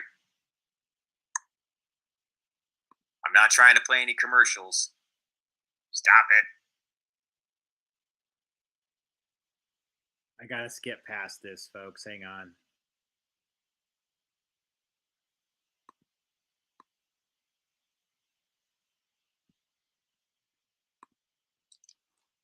All right. So here's what's going on, just so you know. Nearly anything that I use that's from YouTube. Here, sorry. Here I am again. Hello, me. It's me. Okay. Uh, take these out real quick. If I try to use any potentially copyright material, my guess is if I actually play the clip that I was about to show you, then they'll try to take this one down, which I just went through all this trouble so I could play the old one without all the copyrighted material. So if I show you anything from Pi, the movie, they're probably going to go after it again. So my suggestion to you is to look up this clip called Torah Math, Torah Math, and Pi, Pi, and that has a great clip where the mathematician played by I can't remember the actor's name, but it's in the film Pi by Darren Aronofsky. He's trying to find like what that number is and interpret it and learn what it is all the way to the end. And so he's obsessed with it. It's become something that he works night and day on, builds a computer inside his apartment to solve the problem. And then through a series of mishaps and accidents, it actually something happens. It spits out the number. He thinks it's garbage and throws it away, but it turns out it actually has some of the number in it. And he suspects that he's been getting followed by people in multiple locations. He seems almost like he's paranoid, yet it's actually happening to his character. And the whole point of this is that because of this, his ability to do number decryption, he's sought out after by the Jewish community that have the strong, rigid, like more of the Hasidic or the Orthodox Jewish community that are taking it at a very serious, scientific, biological level, what their quest is and what their spiritual quest is to find God or the God number. And so he gives the mathematician guy in the coffee shop. They're kind of going back and forth over different types of numbers within the Torah relative to math, and so basically after that they what do you want to call it? He shows him how how Hebrew has translations to numbers, and that when you place things like mother and father together and do mathematic calculations based on how the number decrypts or decodes from Hebrew into a number, that like putting mother and father together doesn't just have like the mother father relationship, but the way the numbers unpackage, or this is a multiple of this, turns into like 144. And then many people accept that there's like 144,000 of these chosen people, that kind of thing. It's really trippy how he explains it all. And at the end of it, the mathematician, who, even though he's Jewish, is a non-practicing Jew. He doesn't go to synagogues or anything else like that. He doesn't even care. He's only concerned with numbers and math. And so this is a very like, suddenly the guy that's like the Orthodox Jewish guy, he's basically like, it piques his curiosity. Like, wow, there might be something that I'm missing as a mathematician within this spiritual concept. And so they exchange ideas. And at the end of it, Max says, yeah, what you just told me about Hebrew reminds me of the golden ratio, the golden spiral.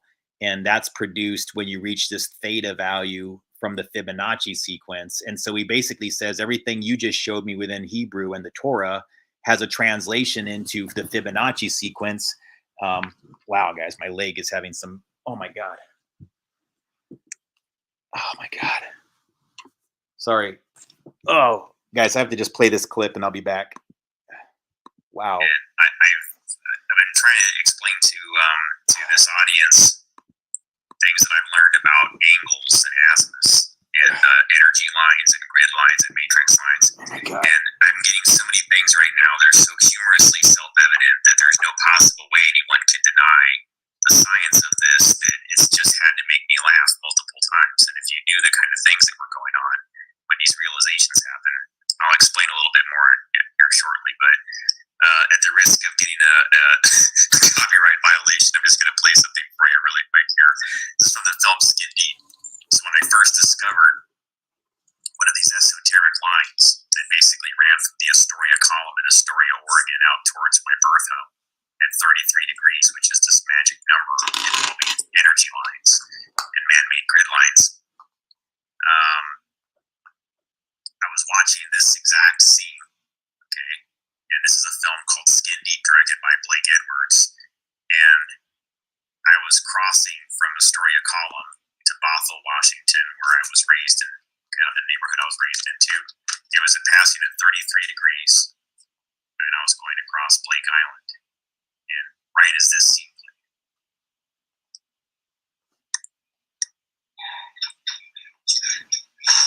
you won't believe it, but there is a God. He's the God rider.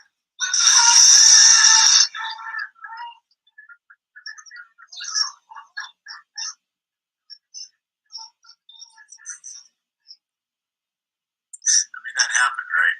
So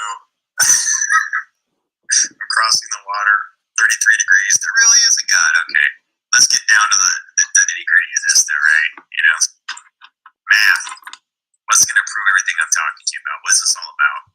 Angles, azimuths, sacred energy. Okay, sacred math. It's not sacred energy, but I guess it's sacred. Yeah, that'd be appropriate. But let's talk about briefly the Fibonacci sequence and the spiral. Okay, I'm going to try to make this as quick as I can, but I know I'm meandering. The thing I'm trying to explain to everybody with why this is so relevant is because there's predictable factors within this spiral. Okay, so this is infinite. Think of this as like source energy, and it's constant. You don't know where this number really leads back to. Like, you're never going to find its origin. And this is going to keep going on infinitely, okay? So within this spiral, they mapped using grids, you understand, blocks. So here you have, again, starting here, you have 1 by 1, 2 by 2, 3 by 3, 5 by 5, 8 by 8, 13 by 13, 21 by 21. What the Fibonacci sequence or number is effectively is you're always taking the sum of the last two. So when you start in the center of this spiral here, 1 plus 1 is 2, okay? 1 plus 2 is 3, okay? 2 plus 3 is 5, okay? 3 plus 5 is 8, 5 plus 8 is 13, 8 plus 13 is 21. Understand? Apply that to the spiral. 1 by 1, 2 by 2, 3 by 3, 5 by 5, 8 by 8, 13 by 13, 21 by 21. All right. Hopefully that makes sense. Now, timelines. How can someone develop a technology or just basically tap into perceivable timelines? That's kind of what I'm trying to get into when I'm explaining this concept, okay? Timelines. Your perception of time and space. What I've been discussing in my material, and hopefully you kind of reviewed it up until now, but if not, go back, otherwise this won't make any sense. That basically what we learned a long time ago, and mystics have known for a long time, but our military was just learning, I don't know, decades ago, was that solid matter just doesn't exist. That we're just sort of existing in, I guess you could say,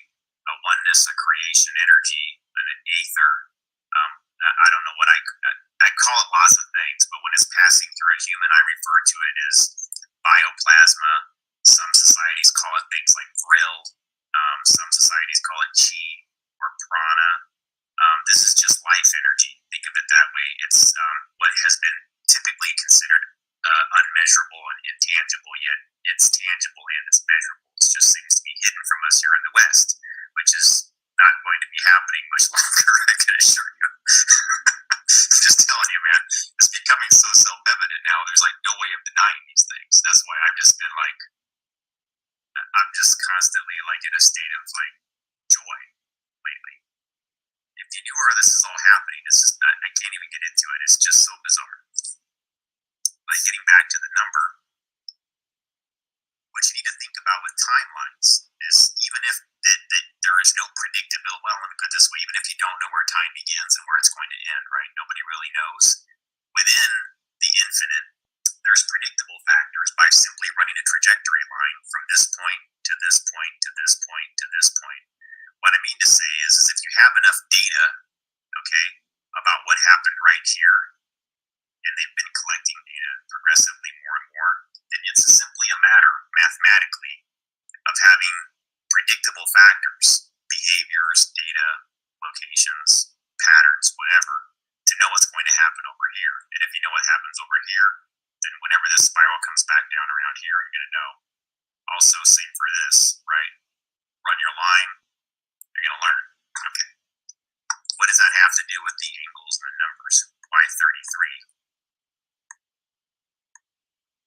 Hey, does that make sense what I just put there on the screen for folks, or do I need to review that just really quickly? Does that make sense about why timeline technology could exist and does exist, and how some people might be using it to actually help out? Just as there's people that use it to harm things, there's people that use it to help. And the reason why I'm saying that timeline technology more than likely exists is because there's really no other explanation for some of the effery that we exist in and why it got so dark for so long and why it kind of is still kind of there a little bit. But we're at the end of that era because finally there's enough awareness where part of the ways that we're going to get into this infinite, this 8 cycle, the 8th continent, as I like to call it, is because the technologies that exist in the future will no longer be of the future. And this is where our perception of time that's the end of that cycle. It's not the end of the world. It's the end of the death cycle. It's because people will share innovations from the future. And it's a matter of, will we have the understanding, the acceptance level here in this perceived past to begin getting that messaging? And then once we start to communicate with our higher selves and we begin to get the messaging from our higher selves, then everything begins to synchronize into the same non-timeline. There will no longer be timelines because the death cycle will have completed, and this will be our ascension. This is what I believe. I don't believe anything 100% ever. I wait for the things to happen.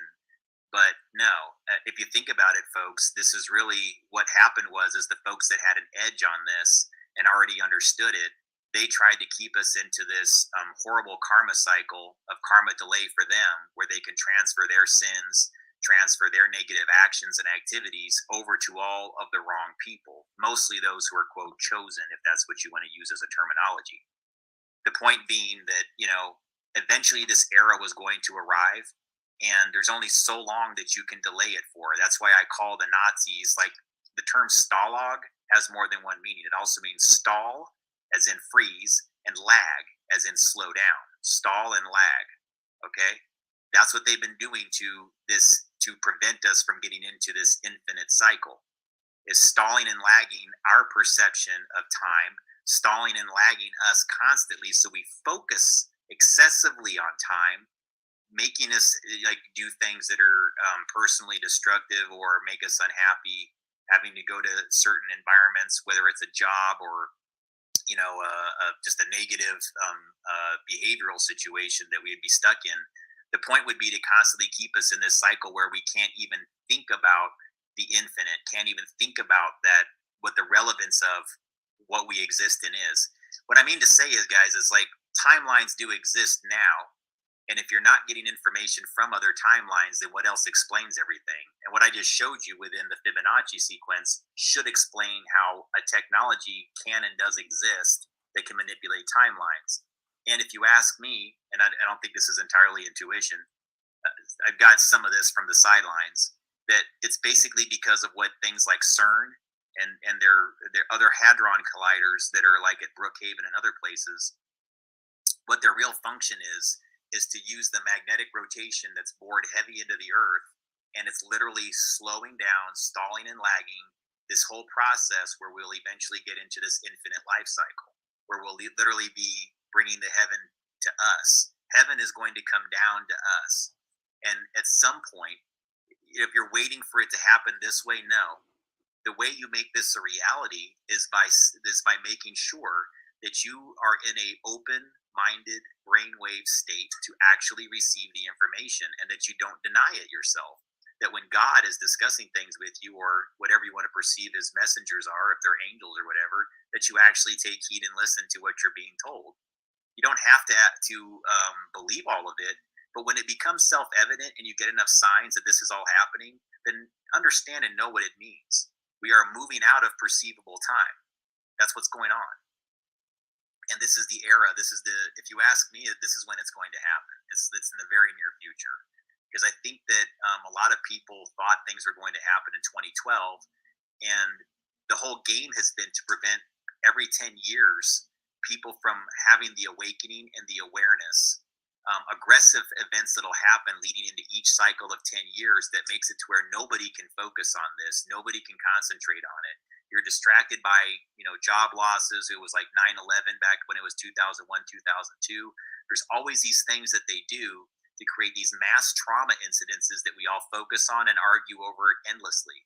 What I'm saying is, whatever the event is, remove yourself from its drama, remove yourself from it distracting you.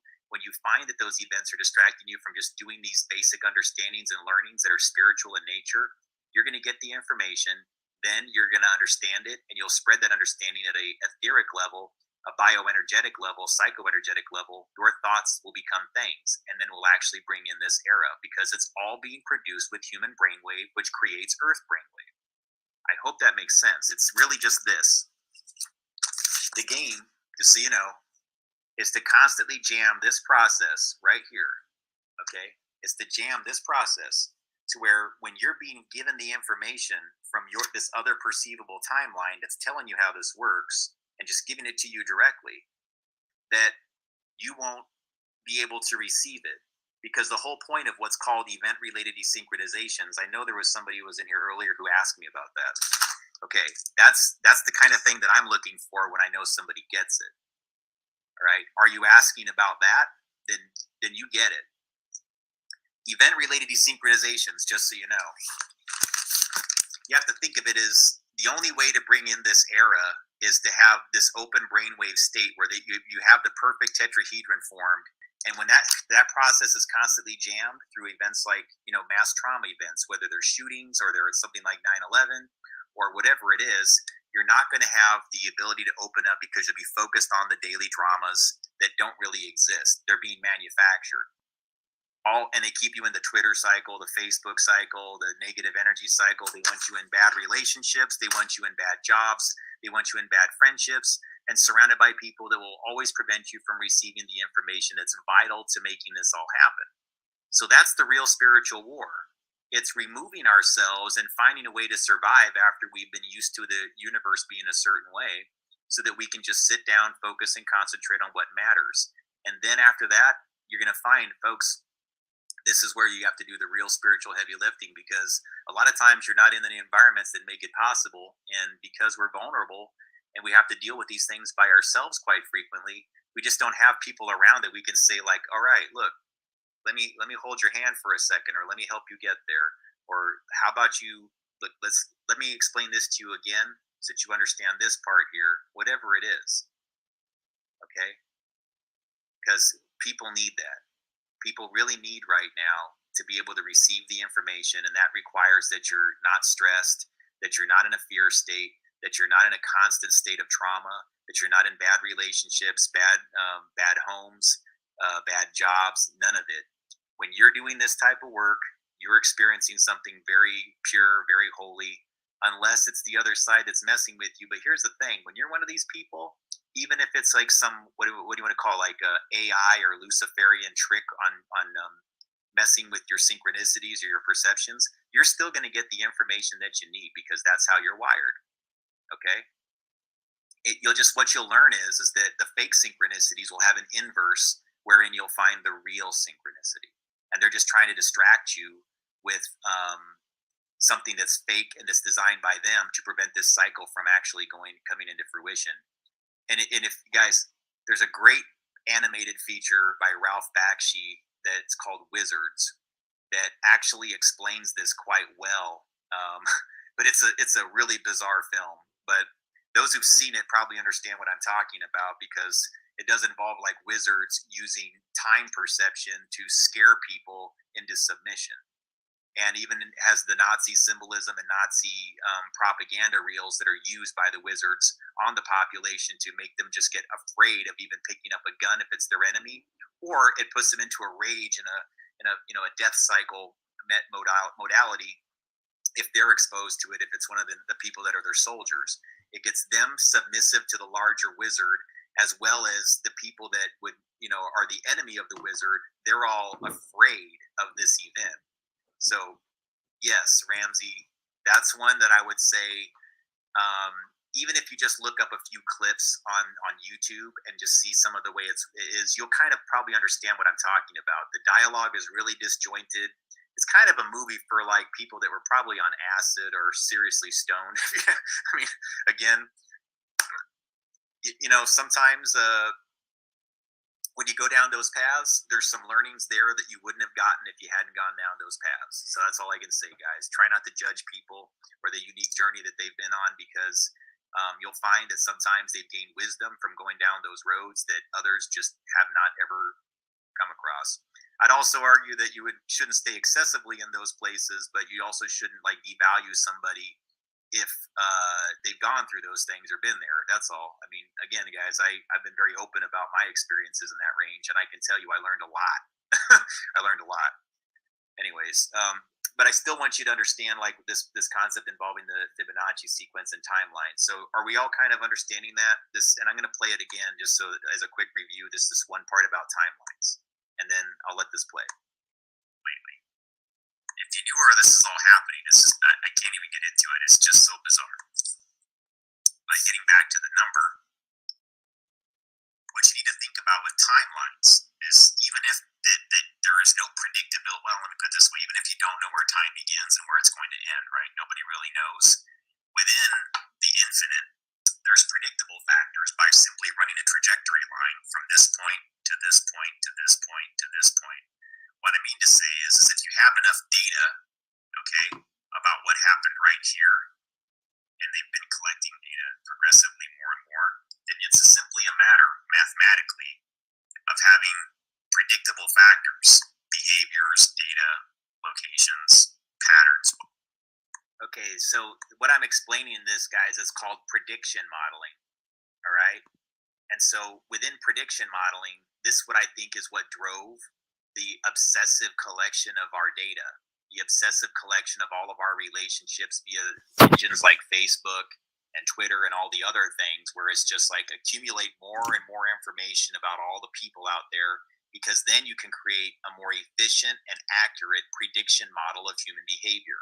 Then it's simply a matter of understanding how the Fibonacci spiral is in everything, including all of our daily experiences. So then once they figured out that they've got enough data on every individual person and how much they've fed into the various social media engines and everything else, now they have a perfect model of how we all move around. It's like they're God looking down on all of us, and just based on that information, they know about 90% of what we're going to do every day before we even realize it, because we're such pattern-oriented creatures. We all exist in patterns that are outside of ourselves that we don't really see until we look at it on something like prediction modeling. You're looking down on it from the sky down, the same way that maps, you can perceive reality differently once you can use Google Earth over time.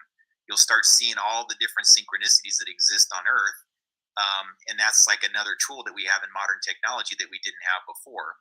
So again, what they're doing with all of our data is just simply using human behavior signatures and then tapping into the Fibonacci spiral that says, all right, when you're here, then we know basically by the time you get over here, which is the year whatever or a few months away, we know exactly what you're going to be doing.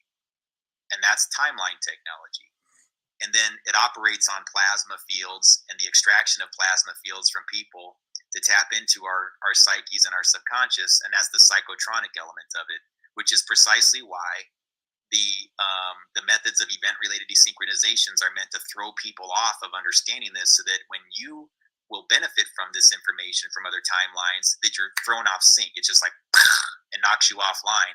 So when you're actually focusing on the Fibonacci spiral via this process, forming a tetrahedron within your mind, that the information you get from that is just sort of like canceled out, or you don't think of it when you should have. Then you don't get the message from the other timeline, which is vital to actually getting us into this cycle where we end the death cycle and we actually get to experience the innovations that are going to be coming from us from this perceivable future timeline, all involving human plasma, which is why right now they're doing all these ridiculous things to take people's plasma, take their blood, people that are drinking blood, that are taking plasma, taking bioplasma and using psychotronic generators and energy accumulators on one another. This is the whole game. It really is. It's giving some people life extension now in ways that are just difficult to detect, and it's taking that life force away from others. Okay? And this is how you defeat it. You don't let people introduce excessive event-related desynchronizations, which is jamming your brainwave into your environment. Or you simply learn to practice meditation techniques and just general, personal behavior control to where you just don't let it rattle you like you did before. Headphones are really good for it, just blocking out negative messaging using some different audio patterns that are of your selection. That's a great way of doing it, just in and of itself. Seriously. So anyways, I want to get back to the presentation here, but that's just a quick whatever about timelines and why it's important for them to do it. Whatever, to know what's going to happen over here. And if you know what happens over here, then whenever this spiral comes back down around here, you're going to know. Also, same for this, right? Run your line, you're going to learn. Okay. What does that have to do with the angles and the numbers? Why 33? I get it. Everybody likes to draw negative connotations of 33. Ooh, the Masons. Fine, whatever. If that's your thing, you keep on. You keep on doing it. I don't care. Yeah, the Masons use it, guys, but they're not the only ones. It's not only relevant to them. Case in point, long before the Masons ever existed, you might have heard of a place called Egypt. This is Gib. Sorry, this is how I got interested in the topic, was just because I was studying something in regards to ancient history, and that's kind of where my research is on in the last few days, and specifically surrounding pyramids in Egypt. And I noticed this part here about where it says Gabe was frequently feared as father of snakes. One of the names for a snake was S3-T3. Okay, so there's your 33, right? Interesting story about Gabe. I don't want to do a whole Egyptology thing here, but him and this is Newt. They were they kind of had a thing. They were into each other, to put it lightly. So why is this all relevant? Because I've had some really strange shit happen to me, okay? And I hope somebody doesn't mind me even mentioning this, because it's just strange and I don't even know how to explain it. And I'm not trying to do anything weird here or anything, guys. Just to let you know, I think you'll find this, as a person that I used to know, it's just to that one person. Hopefully you find this to be enlightening. Hopefully it encourages you to go look into the data too, because I honestly have no ill intentions, and I wish you nothing but the best. Just I just think this is just one of those things where it's like, wow. So hopefully you appreciate this, and you know that it's just a sign that I care, and you're always my friend. Okay, and I'll say that about anybody that's been in my life or whatever, that I've experienced a lot of things with, or I've had a large range of emotions with. I've had a lot of friends that I had great experiences with. I've had partners that I had great experiences with. So this is just to kind of give you an example of one that was particularly profound to me, where I could draw a connection between the esoteric things involving Egyptology, pyramid energy, things involving esoteric angles, meaning the 33-degree man-made ley lines, things of that nature. Since the beginning of time, there's been people that have basically been manipulating or trying to do things within regards to human energy, earth energy, ionospheric energy, and that absolutely included the pyramids. Okay, so let's get into that a little bit deeper here. Closing out the Fibonacci sequence, which obviously has the 33s in there, right? 1, 1, 2, 2, 3, 3. So a 3 by 3 block. Okay. Remember what I said about predictable factors, right? Within that spiral. Do I need to bring that slide back? I probably should. Okay. Remember, within that spiral, guys, think of it this way. If you know what's going on with 3 by 3 here, then it's a matter of drawing to a precise square over here. So even though this is an infinite spiral, I'm just trying to explain to you guys that, computers have figured this out. Even if you're still scratching your head right now, you must know this is amounting to something. Okay? Again, you have to know a little bit about what I'm talking about. You have to know what an azimuth is and an angle. So I'd suggest you go into my maps research if none of this makes sense to you. Go into that and I'll get more into detail about that because this is going to be hard to read because I don't have the right kind of editing software and everything to do what I need to while I'm mobile right now. Okay. But this right here, just so you know, this is my birth. Mainly, well, look, I lived in a couple houses when I was a kid, just so you know, and then one was in Basel, and I've talked about that in my other material. That's lined up with Astoria. This one here is in Woodinville, which isn't that far away, just a few miles away. Okay.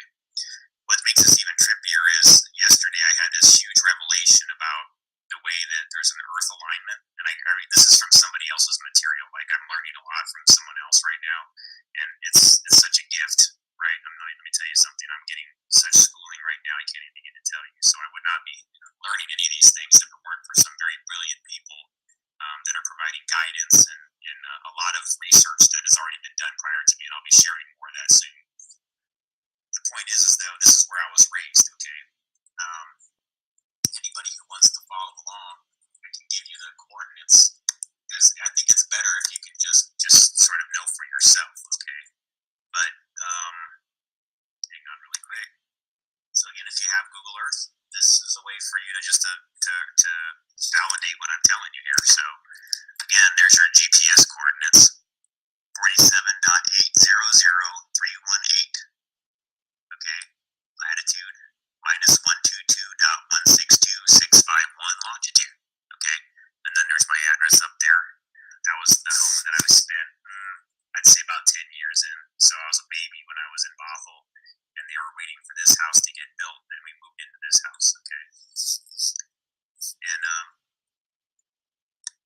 so what I've been doing is I've been tracking, like, because I'm conscious and aware that some of the places that I lived were on energy centers. I mean, nearly all of them from my childhood leading up until a certain age.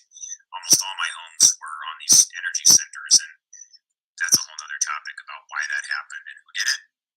We'll talk about that another time. Right now, this is the happy time, okay?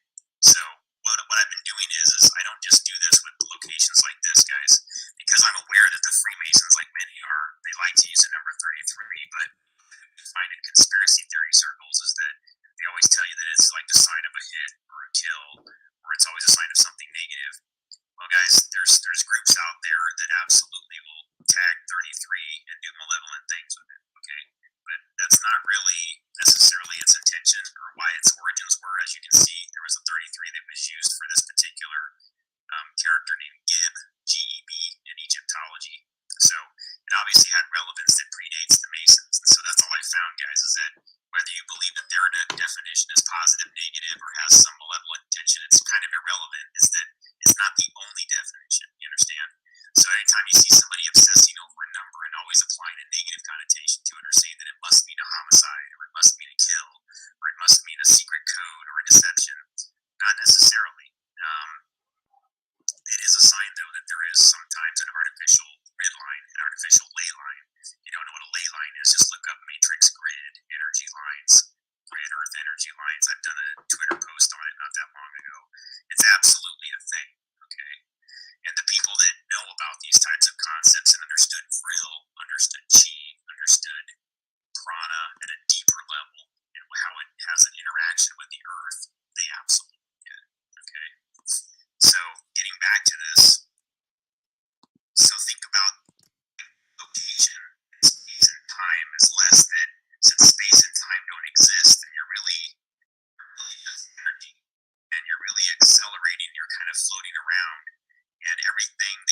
applied as numbers and everything like that is really just a perception that you share with others. So really, this is about energy, magnetism, what pulls you in.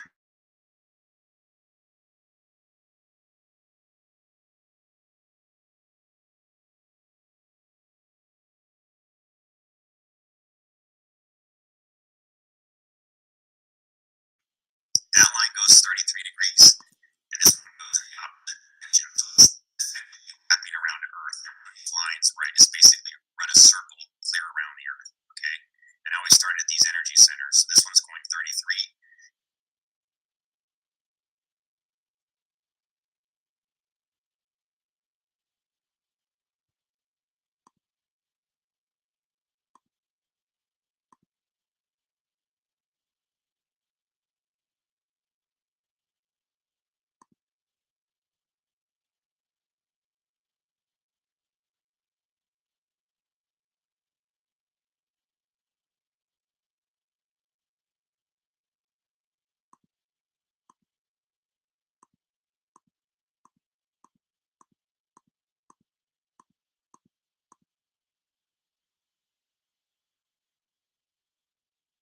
33 degrees, 30 degrees, 303 or 330 or 333, it matters not. The number 3, kind of like there's 3 people here right now. That's fine. Sorry, folks. Hang on. And everything that you've applied as numbers and everything like that is really just a perception that you share with others. So really, this is about energy, magnetism, what pulls you in, draws you out, you know, clockwise, counterclockwise. Connection That's issues. just the way Sorry that I about see all all the these things anymore. I don't even see it as good and evil or anything like that. Okay, just right. So getting back to the maps, this is where I was born. What these lines you see here are, that line goes 33 degrees, and this one goes in the opposite direction. So it's effectively wrapping around the Earth. I run these lines, right? It's basically run a circle clear around the Earth. Okay, and I always start at these energy centers. So this one's going 33. And the opposite of 33 degrees, just add 180 to it, and you get 213. This line goes 303 degrees. Again, 33s. Sorry, 33. And then the opposite of 303 is 123. So you're just subtracting 180, and you're going in the opposite direction. And those are your, I guess you could say, your matrix, your grid energy lines. So what makes this particularly strange is that when I ran my energy line out from there, that's super strange, you guys. Basically, that's where I was raised into. You know, cuts through Seattle, keeps running down here,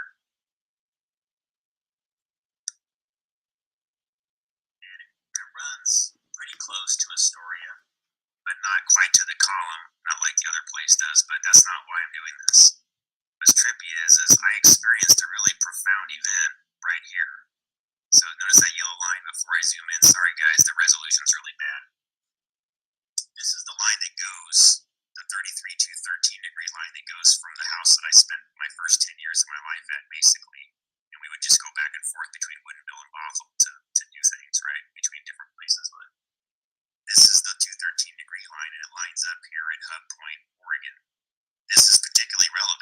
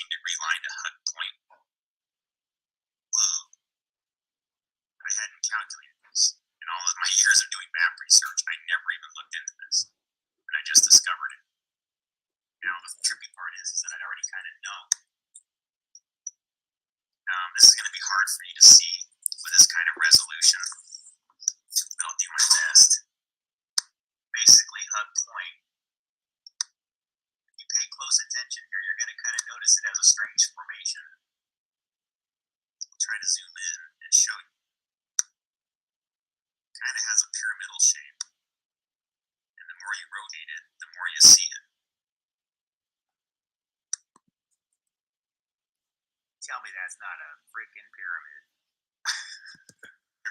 That's a pyramid.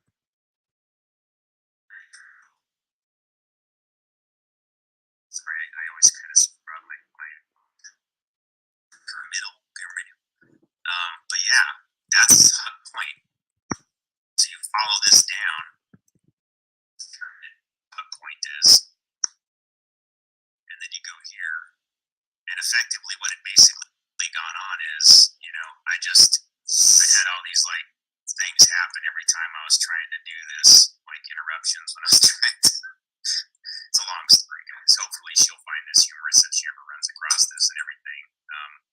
But yeah, I kept on trying to find the right time, and things just kept on happening. So this one day, on the way back from this town called it was actually like calamity after calamity. I would try to do it at all these different places, and then something bizarrely wrong would happen in ways that were nearly comical and straight out of a movie. Like, seriously?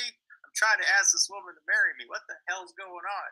And it would just get sabotaged. But see, again, one person said to me recently, like, when that's the universe telling you you're not supposed to do something. I'm like, no, sometimes it's the universe just telling you, like, not here or not this place or whatever, or it's got to be whatever. You know what I mean? And I don't accept that. No offense to the person who said it, but the way that the sperm finds the egg is it fights against a lot of resistance. It's like trying to get there. All the other ones give up. They all fall by the wayside, and that one golden sperm makes it to the egg, and that's how the child comes to fruition. So never tell me to discourage me that the universe is working against you. I would argue that it's not that. It's just that, it takes a unique one. It takes a special one. It takes the one that actually can get there while the others give up. That's really what it's about. Okay. So in this particular case, it was just weird. It was like calamity after calamity. But see, now I understand that it was because those were the wrong places. Those were never, and again, the marriage never happened. So that's all well and good. The point was I was supposed to discover this map data. I was supposed to understand the frequency of love, the power of maintaining a state of love and forgiveness and honor and respect.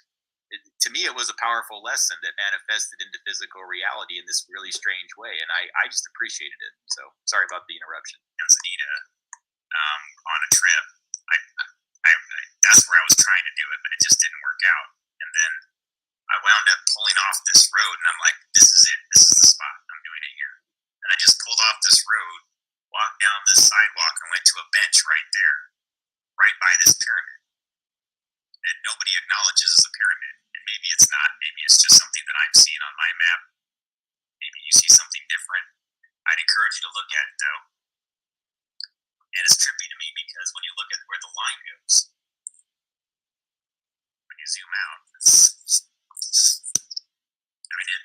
the line disappears because of the way the scaling is. But I'm just trying to get you to understand, like, that's, okay, sorry, here it is. That's the line from where I grew up. And there, if you zoom in, there it is. Point. So you see what I'm suggesting here is that the 33, what it truly is it's the alignment that the pyramids have. Pyramids and other megalithic sites have 33-degree alignments. When you're near one, you're riding that wave. You're tapped into that energy line that's taking you there. And, sometimes the Masons are also riding that line. It's just like almost like you're on a train or a subway or whatever else like that. You're in the same place, the same time. You're both using the same system. And one of the ways that the people that like to use it for their own advantage and it's discourage others is to go, boo, boo, scare, don't go there. And then I'm just telling you, like, that's what I know that it is. It's an alignment that the pyramids have, especially when they're the ones of the ancients. So I don't think that I suddenly found the information about Geb simultaneously that I found this pyramid for no reason. That was a synchronicity that has very significant meaning. And the whole lore behind Geb and Newt and the energy that existed between Geb and Newt, which was, it was a relationship, sexual type energy, sure. But again, that was the energy link. That's what it was, the desire, it was the passion, it was everything that was involved with that situation that creates this very powerful energy link that through the frequency of love, through the power of love, literally programs the grid and makes creation energy. It literally leaves behind the anchors, the good, the positive ones, the reminders of what's possible were left there. That's what's so remarkable about it to me. It was a miracle. It was an absolute miracle. A pyramid and this. So, folks, look, I'm not doing this to be like all romantic or anything. Like, it's not like that. Although there is something kind of beautiful and miraculous about it, because that was probably one of the most intense emotions I've ever felt in my life, was at that beach. It was super intense. And the day that happened, it's just like the rain was coming down. It was like there was like tons and tons of like the wind was blowing. Very coastal, right? It's Oregon coast. But it was just raining and everything like that. And I remember just having this very, very just incredibly strong feeling inside, obviously, because I mean it's a very emotional thing when you're about to take a step like that. And I still am just like kind of amazed, because that's not the only time I found something like this, but to have so many of these things correlate with the science of the Fibonacci sequence, the spiral, what that means to what we're all experiencing here, energies to energies. All right.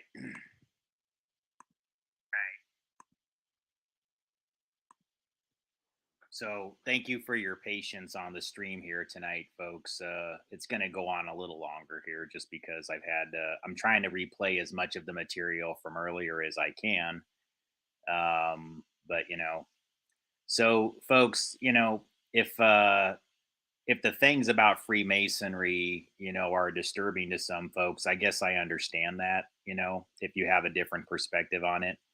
I guess in my perspective, I'm not trying to promote Freemasonry or advocate on their behalf in the classic sense. I just learned a great deal through their teachings, but it's not about,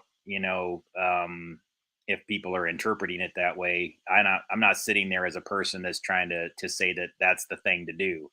No, not at all. I think that it's placed there. The knowledge set is placed there as a way for us to learn from, just like you can learn things through musicians or artists that you may not be consistent with their values, but you can learn things through what they've said and what they do and their teachings or learnings, whether you agree with them or not. Even if you think it's all toxic, you must know there's an inverse to it that you can learn from. That's all. And I've just learned also that I try not to program people with assumptions of intention. I try not to just automatically judge that a person who attains a certain degree of teachings is automatically going to go in the direction of evil. That's all, And for me personally, I just don't throw away that knowledge. And to be clear, folks, I just need you to understand when I discuss 33 degrees, I'm not even talking about the 33rd degree parallel. It's a different concept, but I understand why folks would think that that's what it's about. You're talking about a concept within, like where you have like a line that goes clear across the country at a specific degree. Well, that's not even the degree I'm talking about. You've got like, 33, 34, 35, 36, et cetera, like that way, north and south. And then you've got the ones that go this direction, north and south. Okay, different concepts, but I understand why that would be the interpretation. What I'm talking about literally is when you aim up, it's 0 degrees. And when you go this direction, you get 33 degrees. That is the angle, the azimuth, that's the term that I'm actually referring to within here. So that's kind of what's part of the whole Freemasonry thing. You see what I'm saying? So,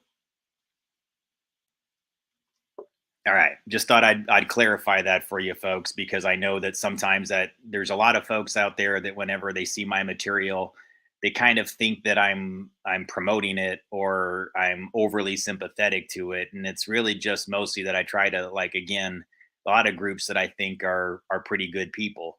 I just tend to believe that. I don't think that most people are even aware of some of those things. And when I see somebody that's doing something overtly evil, um, I usually connect that to Nazism, to be honest with you, within America. I've learned that they twist the perceptions of all sorts of groups, whether it's Freemasons or Jews, the Jewish community. And the reason why I say what I say about that is that I believe that if you don't study groups like the Oddfellows and Rebecca's, but you still have this rigid theory on what the Freemasons do, I think that you're missing a huge piece of the puzzle and the story. Because nearly every time I find somebody saying because the Freemasons, I really find the Oddfellows and the Rebecca's behind it. Groups that most people have never heard of, which is strange to me because their numbers used to be greater than the Freemasons. There used to be more people in the Oddfellow and Rebecca assembly than there were in the Freemasons. And as far as I know, the Vril Society and groups that are closer to the Nazis, the Rebecca was really their route in. And if you study some of the symbolism behind the Rebeccas, if you think that you're disturbed by Freemasonry, wait till I show you some things that the Rebeccas have done. They literally have on their signage, guys, one of the things on the Rebecca Assembly poster that talks about their mission, there's a Rebecca hovering over a guy sleeping, and she's about ready to drive a spike through his skull. I want you to think about that because almost nobody even understands that. And if you, again, guys, I don't want to give the negative things too much attention here, but you should see this because a lot of people have never even heard of this. And hang on here. All right. Oops, not that. I just want to show this to you really fast. So this is, I'm going to show you one of the things that's part of the Rebecca order here.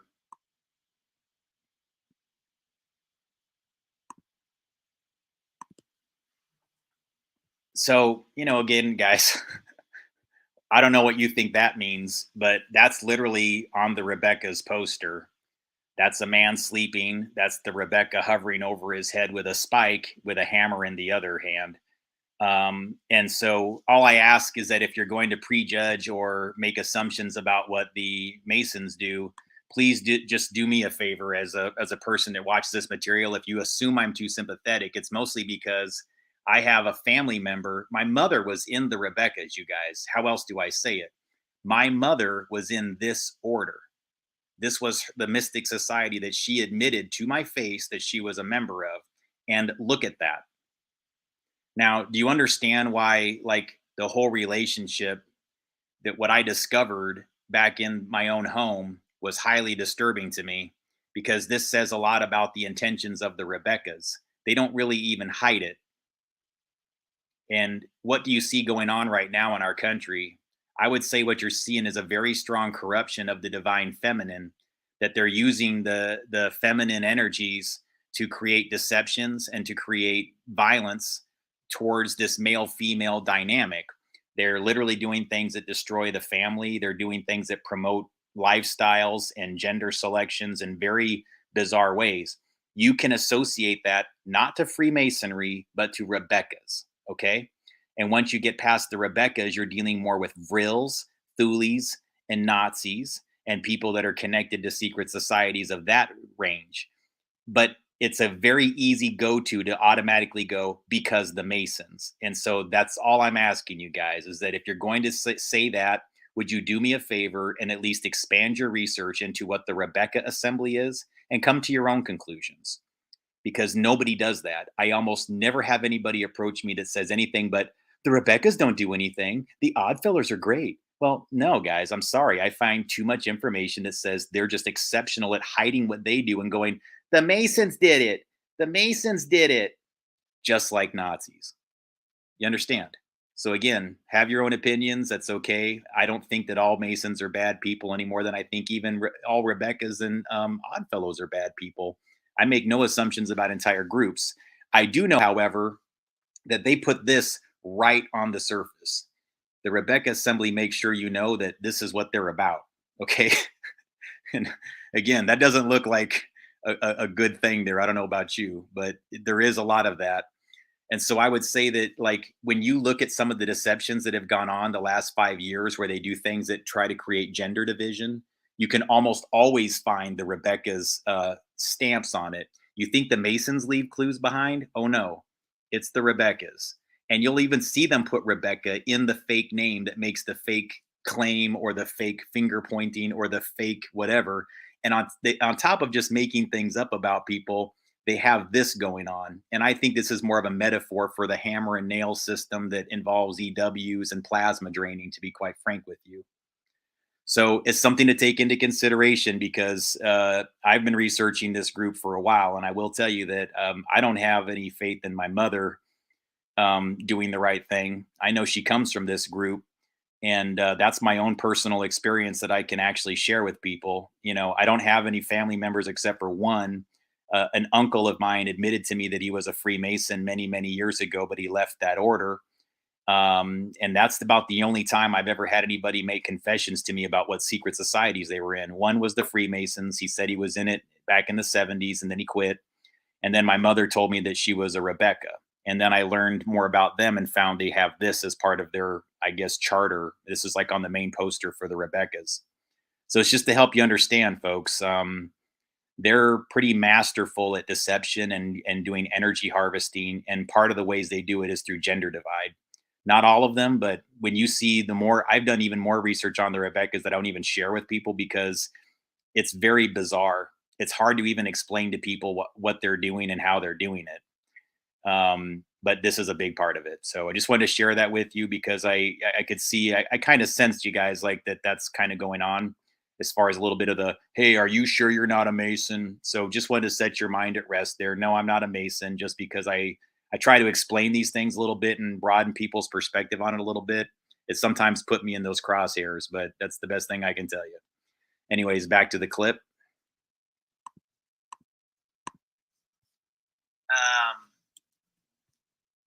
You know, it probably wouldn't be the worst thing in the world for me to show you this other alignment now that we're talking about what's going on between us and these other things going on in the world, because the interconnectedness doesn't just end there.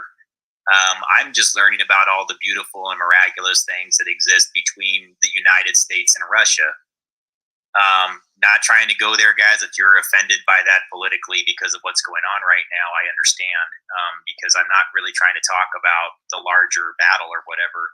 I mean to say that long before there was this conflict, I was learning a lot from Russian researchers that understand intrinsically ancient megalithic sites, pyramids, the numerology, and other things relative to what those alignments truly mean, especially Uvarov doing his research on some of the misalignments or some of the alignments that have changed over time that existed between the some of the like Mayan pyramids are off.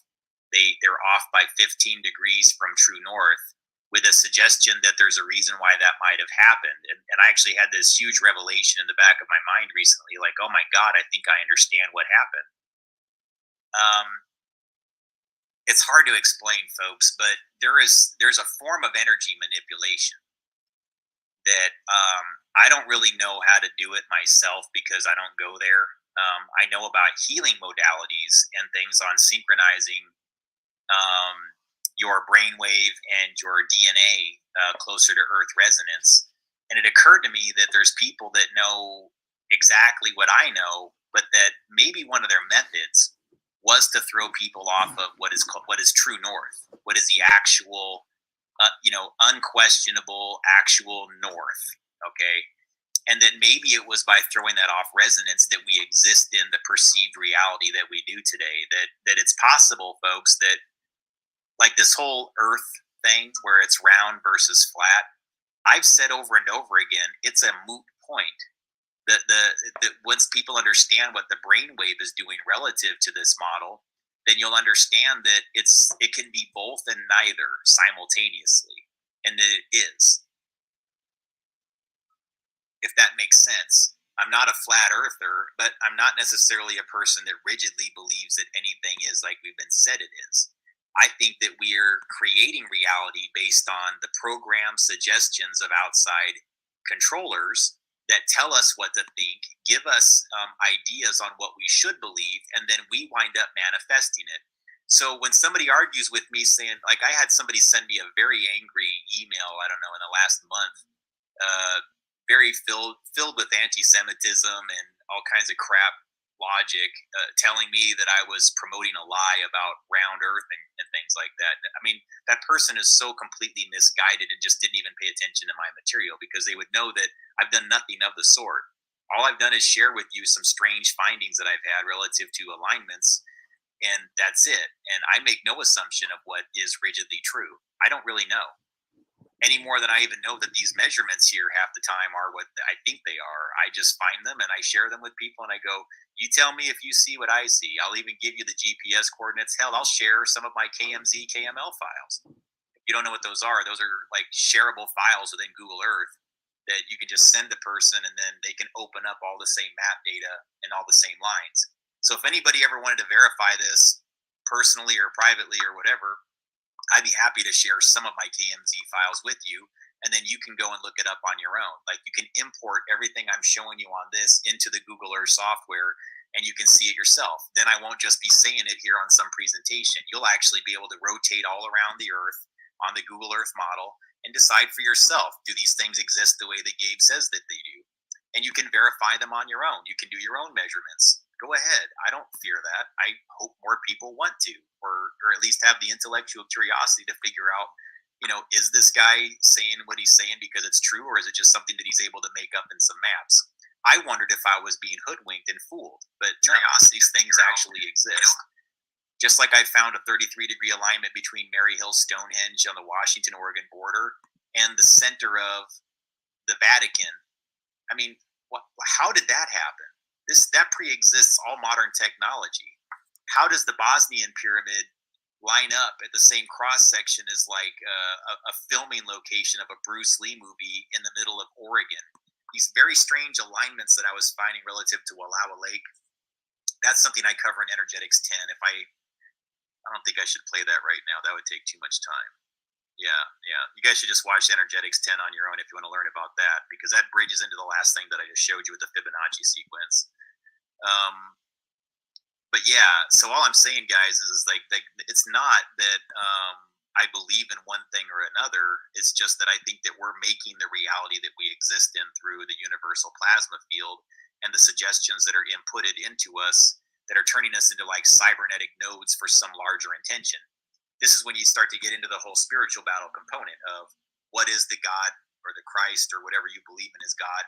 What is the Holy Spirit energy that's creation, is life affirmation that actually promotes life, that actually encourages more creation and creativity, versus the more Luciferian satanic model of accepting the inputted data so that you can be one of the minions that gets to dance along to that tune ever so precisely. And it just makes everybody go, wow, look at what they're doing. Like, you ever notice, guys, like some musicians, they just seem to be able to like dance and sing in ways that seem almost unholy natural, but it's not natural. Some of them, and not to any fault of their own, they're not dancing to God's tune. They're dancing to Lucifer's synchronicity. Okay? But the thing is, though, God would not have placed us here, wherever the universal plasma field or whatever it is, would not have placed us here unless we were supposed to learn about what God does through the inverse of what Lucifer does.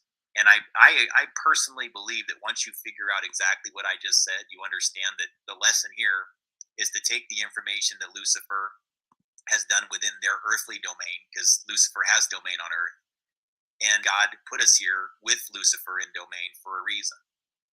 By discovering the inverse and learning that to reverse their reversal, that what Lucifer does is takes God's message from the heavens, from above, the creation energy that's raining down on us, creates an inverse that looks a lot like what God is, but is actually of Lucifer's design. And that's why some of them just have like, some of them there's perfect musicians or perfect athletes in ways that make you kind of go like, did I just even see that? That's not always God's plan. That's not always the God energy. But see, the lure of that, being able to synchronize to something so well and be able to do things in with such perceived perfection, is a very tempting tool. And all I'm telling you folks is like, again, I'm not saying singers are evil or all these other people are evil. It's not like that. It's just that part of the test is to see, like, will you go for that, or will you actually get the messaging, get the information, and bring a better reality into fruition where we're all creators, we're all honored, we're all respected equally. because that's possible. It's not only possible; it's actually in the process of happening. But yeah, you got it. I mean, really, what they're doing though is their way of doing this is by capturing aether, like you just said in the 70. That's what it is. It's taking the plasma field away from others that are the chosen ones, that are the creators, that do have the larger bioenergy fields, and using it as their own. That's taking God's energy, the universal plasma field, and then using it in a Luciferian manner. Again, I love some of these bands. I love some of these films that they make. I don't think that all of it is done by people who have malevolent or evil intention. Sometimes they just don't even know what they're immersed in. So sorry to make it more of a God discussion for those who don't like that, but I wanted you to see something though about Washington D.C. because a lot of people talk about the Masons and all their energy lines and the things they did with Washington D.C. with the owls and all that. Well, you may be interested to learn that there are alignments between Washington, D.C. and Russia that are pretty precise and use this 33-degree alignment. So I'm going to play that really quick, even though I don't want this to go into negativity, but this one kind of has some of those themes in it. So I'll be right back. All right, everybody, it's time we started having an honest conversation about sacred geometry, the occult, and the history of our country. It's relevant. And people keep denying the existence of these things when it's right in our faces. And I do a lot of work with maps in my history. I used to be a wireless engineer, so part of that is just evaluating the performance of towers and knowing where they point. And to do that, you have to do azimuth lines. So that's how I learned how to do all this. Excuse me. So if you travel around DC, just kind of hover over it in Google Earth here, you'll see the like everybody talks about the almost completed pentagram and owl, various precise lines. If you start measuring all these angles, you'll see what I'm talking about, and I'll show you how to do that really quick, just so you understand the methodology here. This is the Washington Monument, this huge obelisk, right? Everybody knows this. So in Egypt they used obelisks, right? So just so you understand my methodology. So that's the 0 degrees, and then right over there to 33. Okay, that's how you do it using a line tool here. So I have these all set up already. I don't want to have to do all this and waste time, but this line goes 33. This goes 213. Those are two numbers that are relevant within the sacred geometry that are used by groups like the Freemasons. Okay, I'm sure others use it too. It's not just restricted to them because you'll find these numbers everywhere. It's not just them. So I want to make that pretty clear. It's something they tap into, but it's not something they own. But it's a convenient way to sort of discredit these things and say, well, the person's a tinfoil hat wearer and they're talking about Freemasons. So believe me, I'm not going there at all. I'm just explaining to you something scientifically that I learned from doing my job. And there is a bridge between science, math, architecture, and spirituality, and how that informs your belief systems, whether that be in the news or in your faith. So let's move on. If you were to draw a 33-degree line, you'll notice that it extends out from Washington, D.C., and then it moves out here to New York, Pennsylvania. Right, there we go. Okay. So this is the town of Cairo. So that's interesting, right? Because Cairo, Egypt, obelisk, is used in Egypt, right? Goes past Cairo. Washington, D.C. has an obelisk that goes past Cairo, New York. Interestingly, that's where a lot of research from Preston Nichols, the author of the Montauk Experiment, is. I believe that's a space lab or space-time laboratories. Now, that should be relevant to you, right? Because a lot of times people are skeptical of that research. Something else you should see about that location near Cairo. They're tapping into something here. You see this? What do you think all this is? Energy. All those hilltops, all those mountaintops, energy sources of Earth resonance. This grid energy. Grid energy. Okay, that's near Human Cairo. resonance radiating way stronger than average. And water running underneath it. Interestingly, another energetic source, Iceland. Lots of energy here. Yep, very spiritual people there too that make some of the most incredible Also music. Sweden, Finland, and Look where it goes. right 33 degrees away. So I think it's interesting to look at the difference between Washington, D.C. and Moscow. And also, while we're on this topic, it's very easy to make the conclusion based on the research that I've been doing lately, because it's so focused on things that the Russians were doing, that I want to make sure that it's understood exactly where I stand on this issue. I have a lot of respect for the Russian culture. My pointing out the energetics testing and things like that, it's purely because that's the research that's quoted in these Defense Intelligence Agency reports. It has nothing to do with any of my feelings about Russia. It's purely being used as an objective data source. And architecture and spirituality. All right, so if you're wondering what I did, all right, this is all you do. All right.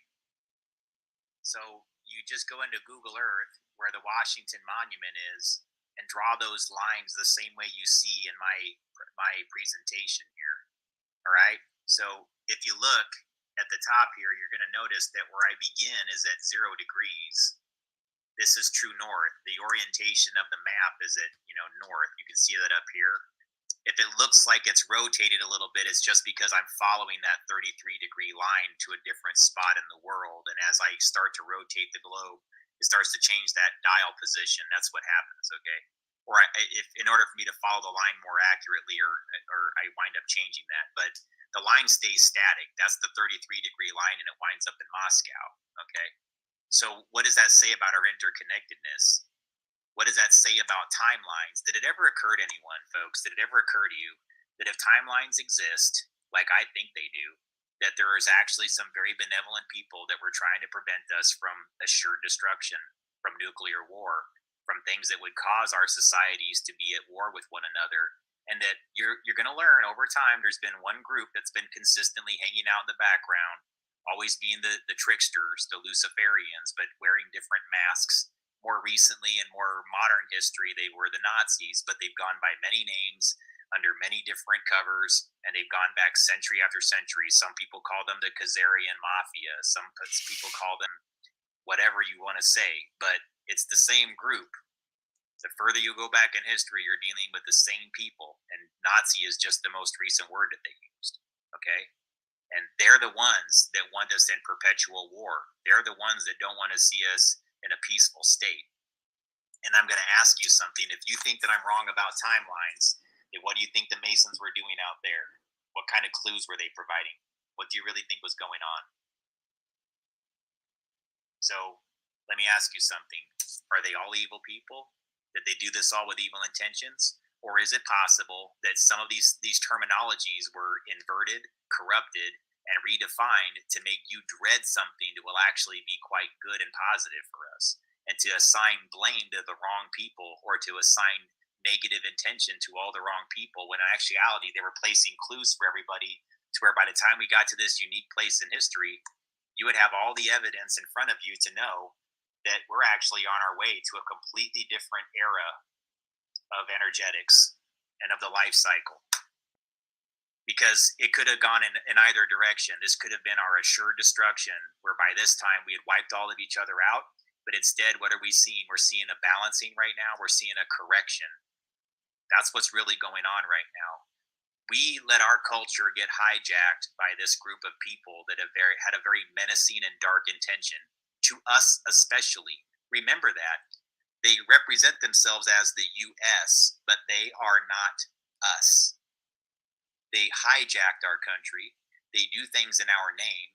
They wear the mask of Americans. They wear the masks of the United States, but they are not the United States. They are not Americans.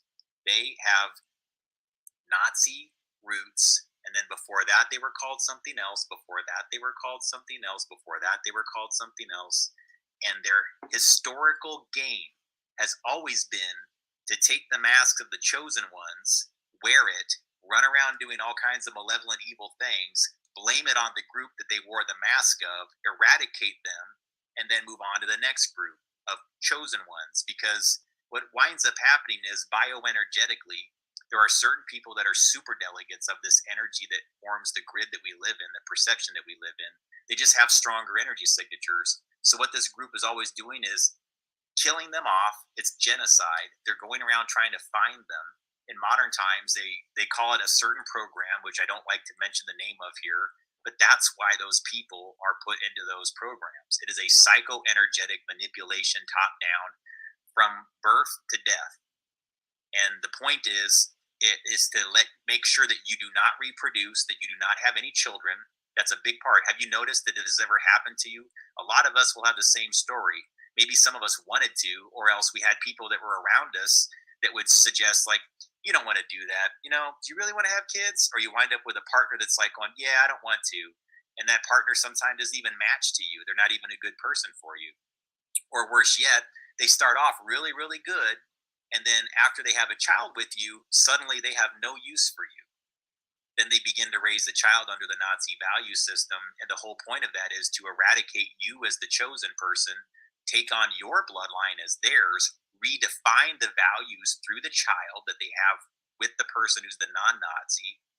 And then they do that with as many people within the family of those people that are chosen as they possibly can. It is bioenergetic genocide because they understand that the ones who form the structure that we all exist in are those super delegates, those chosen people, which might be consistent with angels. Does that help you understand? That if you believe in some of the Bible lore, that there were people that were created as half gods, that the Nephilim, or whatever you want to say, created by mating with earthly women, that they basically created half gods, or people that are close to having the power of that, or have more God living through them. These are your bioenergetic influencers. They're not better than other people. If anything, you'll find that if this happens to you, it's the way that modern society works is you're nearly cursed. So it's not unless you decide to dance along to the same tune as Lucifer, unless you decide to do the Nazi agenda. That's when they'll say, hey, we're cool with this person because you're not any threat to them. The whole point is to create a race of people who believe in the death cycle, that perpetuate the death cycle. So what it is, our role here is to end the death cycle, because that was never part of God's plan. Yet, it's all God's plan. So I guess part of this ascension process is figuring it out, teaching it to others, and then learning to exist in this new paradigm of, whatever you want to call it. But I've been calling it the eighth continent. We have 7 known ones. I'm calling it the eighth continent. This is when whatever this concept that we've talked about for centuries is going to arrive, whether it's a new Atlantis or it's just a new perception of how we manifest reality. I think that's really what it is. This era that's beginning, it's this greater awareness and understanding of human brainwave, and I would argue that right there is a big sign of it, how long it's been going on, and how many people wanted us to figure it out. So again, see how that kind of works? The obelisk, the Washington Monument as the obelisk, pineal gland, human brainwave, left hemisphere, right hemisphere, obelisk, pineal gland, energy cycles. How are we structuring reality? Were they bad people? Well, regardless of what their intentions were, the lesson is still there. The lesson left behind by the Freemasons is still there, is it not? You can learn everything from this esoteric geography and these esoteric lines that they place in different groups. That's why I wasn't letting anybody steer me away from that information or discourage me from sharing it, because I don't assign negativity to it. And maybe that's part of what helped it become something that's no longer, or restores it to its non-negative state, to its positive state, I should say, is by not programming it with negative intention. It'll actually change the groups of people that created that awareness and that awakening, because space and time do not exist. So I don't let myself hate them. I don't let myself buy into everything that's said to me like boo, boo, boo. And my barrier for doing that, or whatever, the way I judge whether or not I should listen to somebody is, if they tell me boo on these people, I go, all right, so who's doing these other things? Have you heard of the Rebeccas and the Oddfellows? And if they say they haven't, I go, okay, then have you not even discussed what the Vril did? You guys know what the Vril Society is? This group probably does. At least a few of you know what the Vril are. All right, that's basically part of what we're existing in now is a big product of what the Vril have done, which is energy harvesting and things of that nature. And part of why they did it was because, much like in the Mayans, so look up VRIL. Honestly, though, me and just a few others I've observed are some of the only people that seem to be discussing that topic. So I don't know. I mean, I'm sure there's lots of ones out there, but you just don't find. I think they named a band Vril or something, but you can think of the Vril Society as a esoteric group of occultists that had a very strong understanding of how human energy works and were energy manipulators and energy harvesters. And the reason why they were valued by the Nazis was because of this unique talent they had, and the Nazis were trying to develop a craft that could hover using human energy. And they seem to have achieved at least some degrees of success with this, but it's been kept a secret. And you can find this in not a lot of places, but again, all hypothetical. I didn't witness it or anything, but I tend to think it's true that the Nazis were the ones that heavily recruited the Vril Society. And so a lot of the activities you see out there where they try to make it seem like it's some sort of Aryan or Adolf Hitler type character are really just sort of like, women in the background going, with hair down to their ankles. And they were like the cults that existed in the 60s. They would hide out in these little counterculture movements and pretend to be hippies. It's always been, at least in the United States, kind of their way. Pretend to be liberal, pretend to be hippies, pretend to be counterculture, when it's really just about doing the energy harvesting. All right. I don't want to get too deep into that topic or anything like that, folks. It's just something for you to understand. Yeah, I just wanted to add. Not only was my mother in the Rebecca assembly, but so Miranda here said the women grew their hair very long in the Vril Society. All right, when I was a baby, my mother's hair was down to her ankles. You remember Crystal Gale? Sorry, no, whatever there, but I know your name is Miranda Crystal. Sorry. Hey, by the way, I've got crystals in my hands right now, so there's no big deal there. Synchronicities, right?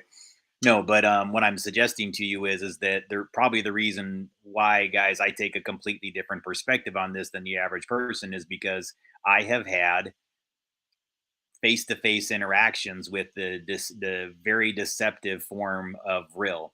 Do I think all the Vril are the same? No, I don't. Any more than I don't think all the Rebeccas are the same. I think that you could take that poster of the Rebeccas, the one that I show over here, and there's like another interpretation you could get from that. You could just interpret that as these are some badass women that when what hits the fan, that they'll step in and drive a spike through that dude's head. You know what I'm saying?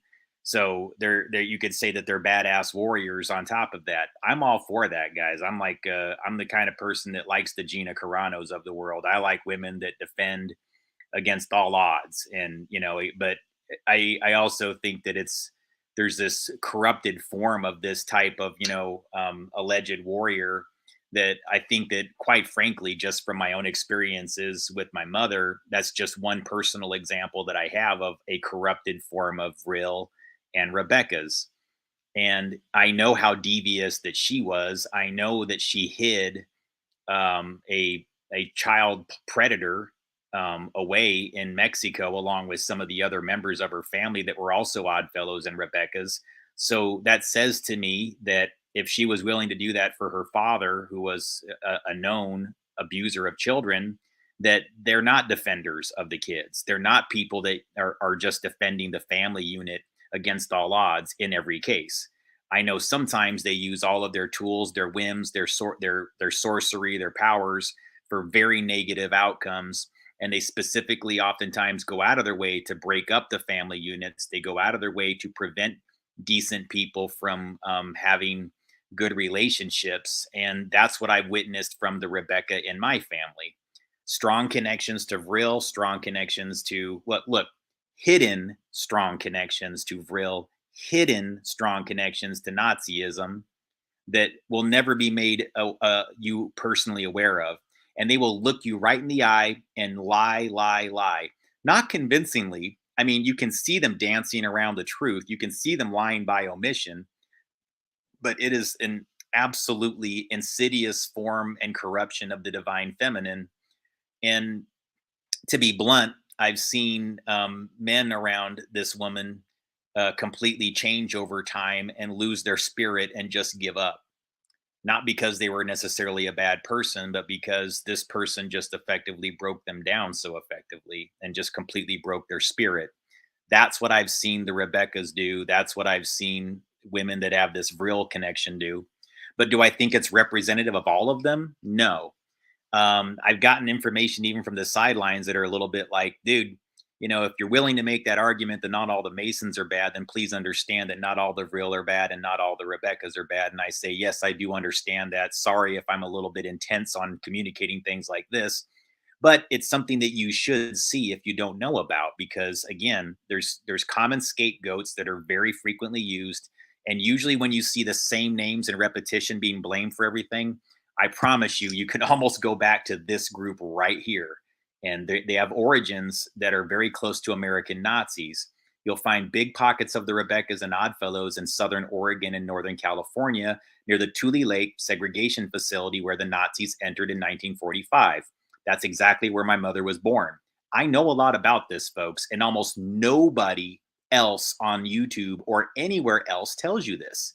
Yet, am I lying? No, because I have all the information. I can show you the records that Nazis came there.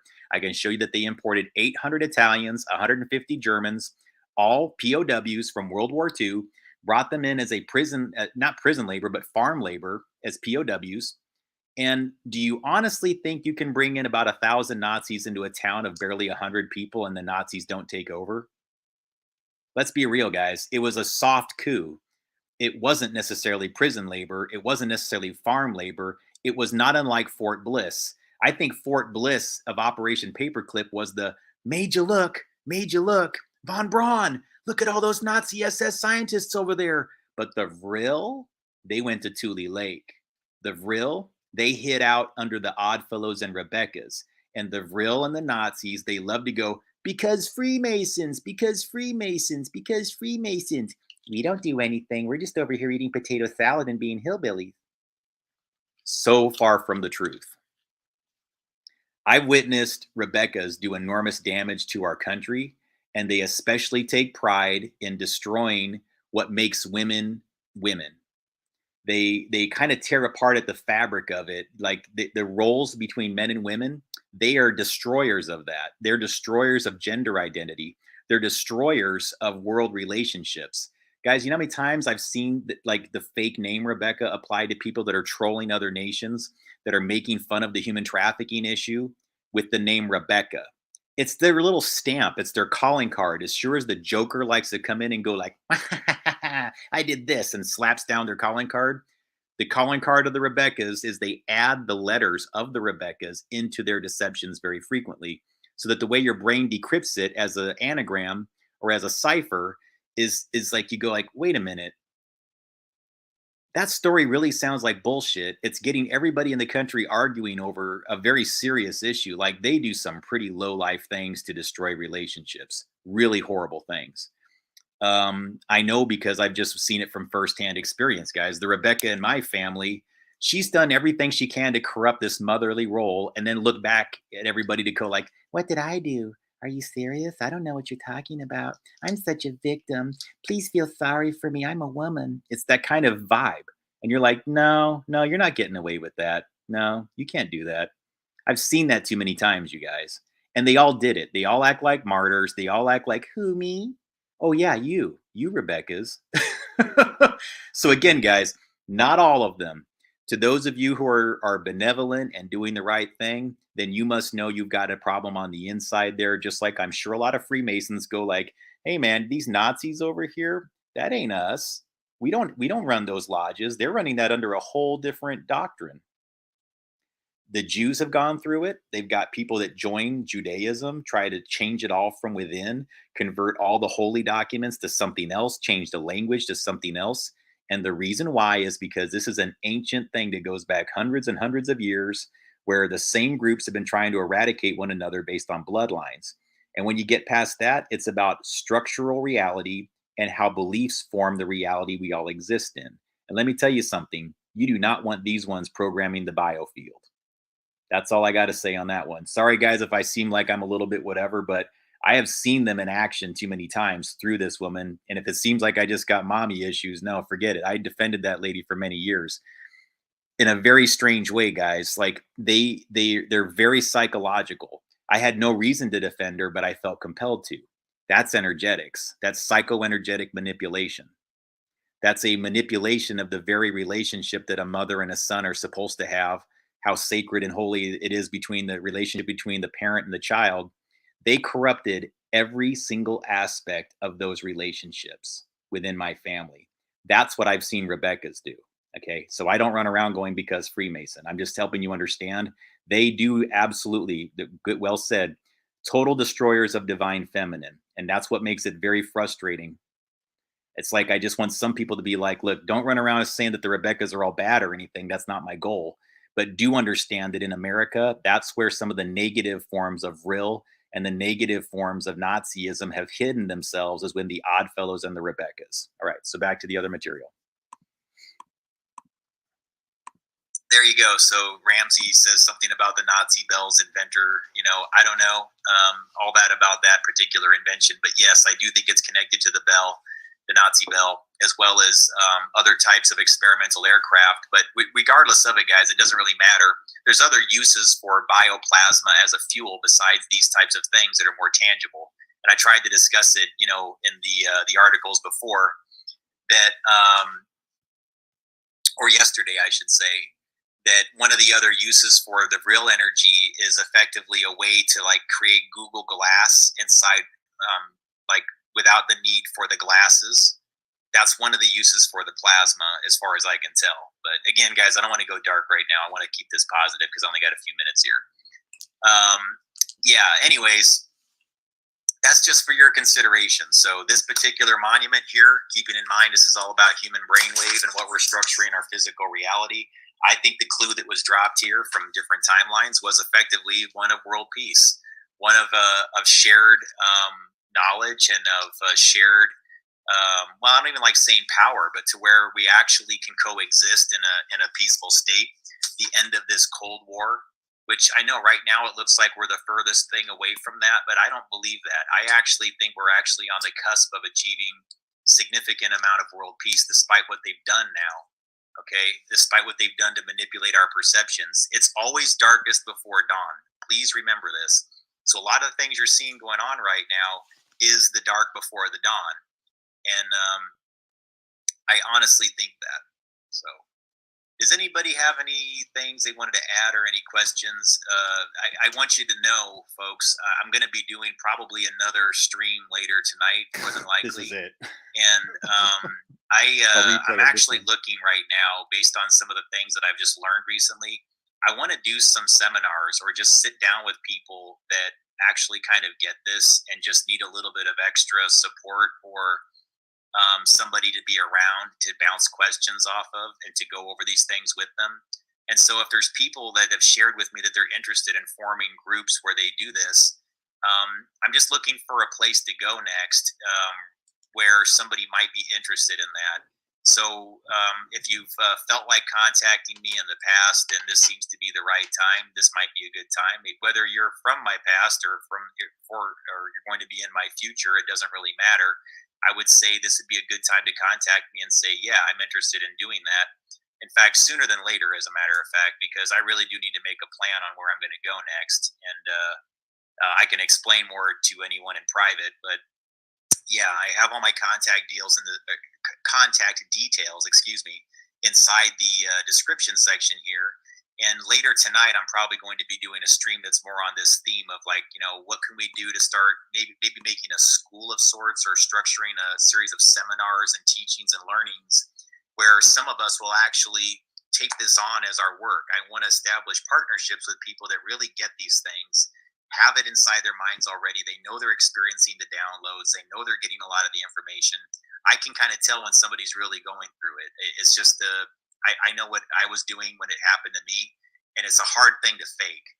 And so those of you who are dealing with that or experiencing it, I am interested in if I resonate with you and you think that I'm a truth teller and I don't cause you to be concerned excessively, then I would say, yeah, don't get over shyness, get over whatever else like that, and contact me because I want to know people like you. That's part of, I believe, my mission here. That's part of what my role as Gabriel, or whoever else that I exist in as a different harmonic of my current self. We do exist in different reflections and harmonics of what we existed in this particular incarnation or light body or whatever you call this that we're in. Okay. Our DNA coils transcend all perceived time and space. We are who we are. We just are who we've always been. And this is the revelation. This is what we're going to learn as we move into this new era, where people have an awareness that their human brainwave is creating Earth brainwave as a collective consciousness. Once we understand that and we can respect one another, we can actually begin to structure a society that works for everyone. And I really do believe it's through the great works of some of these pyramid builders, both the modern ones like Uvarov, as well as the ones that existed through ancient history. I even would argue that maybe he took on a role that he had pre-existing in history, and that's why all this is synchronizing so beautifully. So something for you all to think about as we're here on Easter Sunday, and we're talking about resurrection. We're talking about the mythos. Well, I don't like saying mythos, guys. It happened. Okay, so whatever you perceive it to be as, whatever happened with Jesus, let's be thinking about that a little bit today, about what we can learn from that lesson. Okay. And I'm going to probably be back on later. But in the meantime, I want this to stand on its own as this larger presentation of energetics. And again, contact details below. Please reach out right now. I will even call people and talk to them here on Easter. I've got, it's what I'm here to do. So have a good Easter, folks, and I'll see you later if I'm on. Good night. All right. Okay. Here I am again. So if that's confusing, this is why. It's because those of you who don't follow my material regularly, you were just busy earlier. The 3 hour long presentation that I did earlier today has probably been completely deleted from any whatever on the internet. It doesn't show up. Wow, that's really freaky, seeing my reflection in the glass behind me. It's like this kind of funky ghost that's behind me. Ooh. Anyways, so what I would like to do is, if there's anybody who is interested in partnering on something where we at least just do some basic energetics research together, if you want to learn more about how my studies surrounding human energy works, my recommendation is that you can look into my playlist section on my channel, on the main channel that I'm on Gabriel Cruz, not the mirror channel, on Gabriel Cruz, the regular one. Go into that channel, and you'll see playlists that do life meter measurements and orgone measurements. So what I would like to do is, if there's anybody that would like to take part in these studies to both either have their energy readings done or measure things like trees and soil and water, things like that with me, I'm looking for somebody or groups of people who are interested in doing that. And sooner than later, actually. I'm not really trying to delay that anymore. Um, I would like that to be the focus right now. I've had to sort of whatever you want to call it, sidestep it for a while because I was looking for jobs or stable living situations or whatever else. But at this point, it just seems like anytime I try to find that kind of stability, I don't know what it is. There's something about the way the universe has been working lately where something's telling me to not stay static very long. So circumstances arrive and I go from place to place and I find myself in hell. Even I can't believe I'm in where I'm at right now, to be honest with you. I don't know how the hell I wound up here. I don't know anybody here. I don't, if I talk to somebody later, I'll tell you more about, being where I'm at, but I don't like to do it on the internet at the moment. But basically what I'm looking for is to kind of what we discussed earlier is make my next location that I stop at a place where I can just hang out with some folks a little bit, get to know them, and do some of these energy readings with them so that they can kind of see it. And that way, if you were ever curious about like your biofield, I do things like orgone readings where like an aura. It's a similar concept where I use a GDV camera. It's called a BioWell. You can look that up.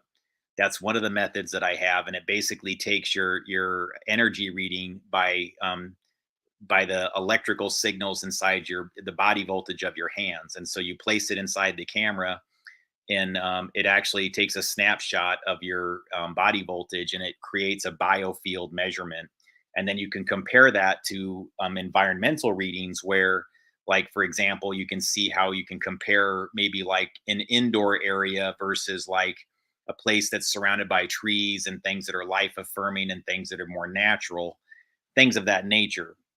And so if you would like, if you're interested at all in that, whether you talked about it with me earlier inside the chat or whatever, I would strongly encourage you to get in touch with me sooner than later so that I can begin making a plan for which direction I'm going to head in. I kind of have different options right now. And I would like to go, if I'm going to head east or west, I would like to go in a direction where I can make this like stop in this place, and get to know some folks, whoever has that as an option or would like to, has a proposition of any sort, and preferably people that I've had some degree of contact with, or are regular contributors to the chat.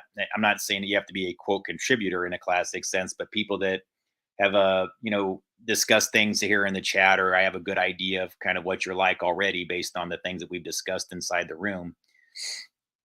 And so that's kind of what I'm looking for there. And if that interests anybody, let me know. Whether you can do it here in the chat right now. I'm probably going to sign off here in the next minute or two. So, let me know if you have the intention of doing that so that I can expect that. And yeah, and just so you guys know, if you have sent me an email, with the exception of one person in here, just let me know, like, so I can do a validation. Send the message to me, and then I'll do my best to send a reply back to you to let you know. If you did send something to me and I haven't replied back to you yet, then I didn't receive it, and you need to send it again, just so you know. So everybody who's contacted me about this, I've sent a quick reply back while I was doing the live stream here, so that you should have something as a confirmation at this point. But if you have not received that, I would strongly encourage you to go ahead and do that. And if you guys don't have any other questions, I'll probably be signing off. Or if you don't have any other comments, I probably be signing off. Might do some more clips tonight. I'm not sure. I seem to have a lot of energy right now, but I don't want this stream to be too long, because I had to do this basically to keep the other one from being unavailable. So yeah, anyways, if that interests you, please let me know. And I really appreciate you all joining here today on Easter. It's been a great conversation. I really appreciate you all joining this chat, and what you contributed here to the room. It's been a great experience, and I really like all the energy and the good comments. So thank you again, and we'll be seeing you soon. And yeah, I appreciate that. All right, have a good day.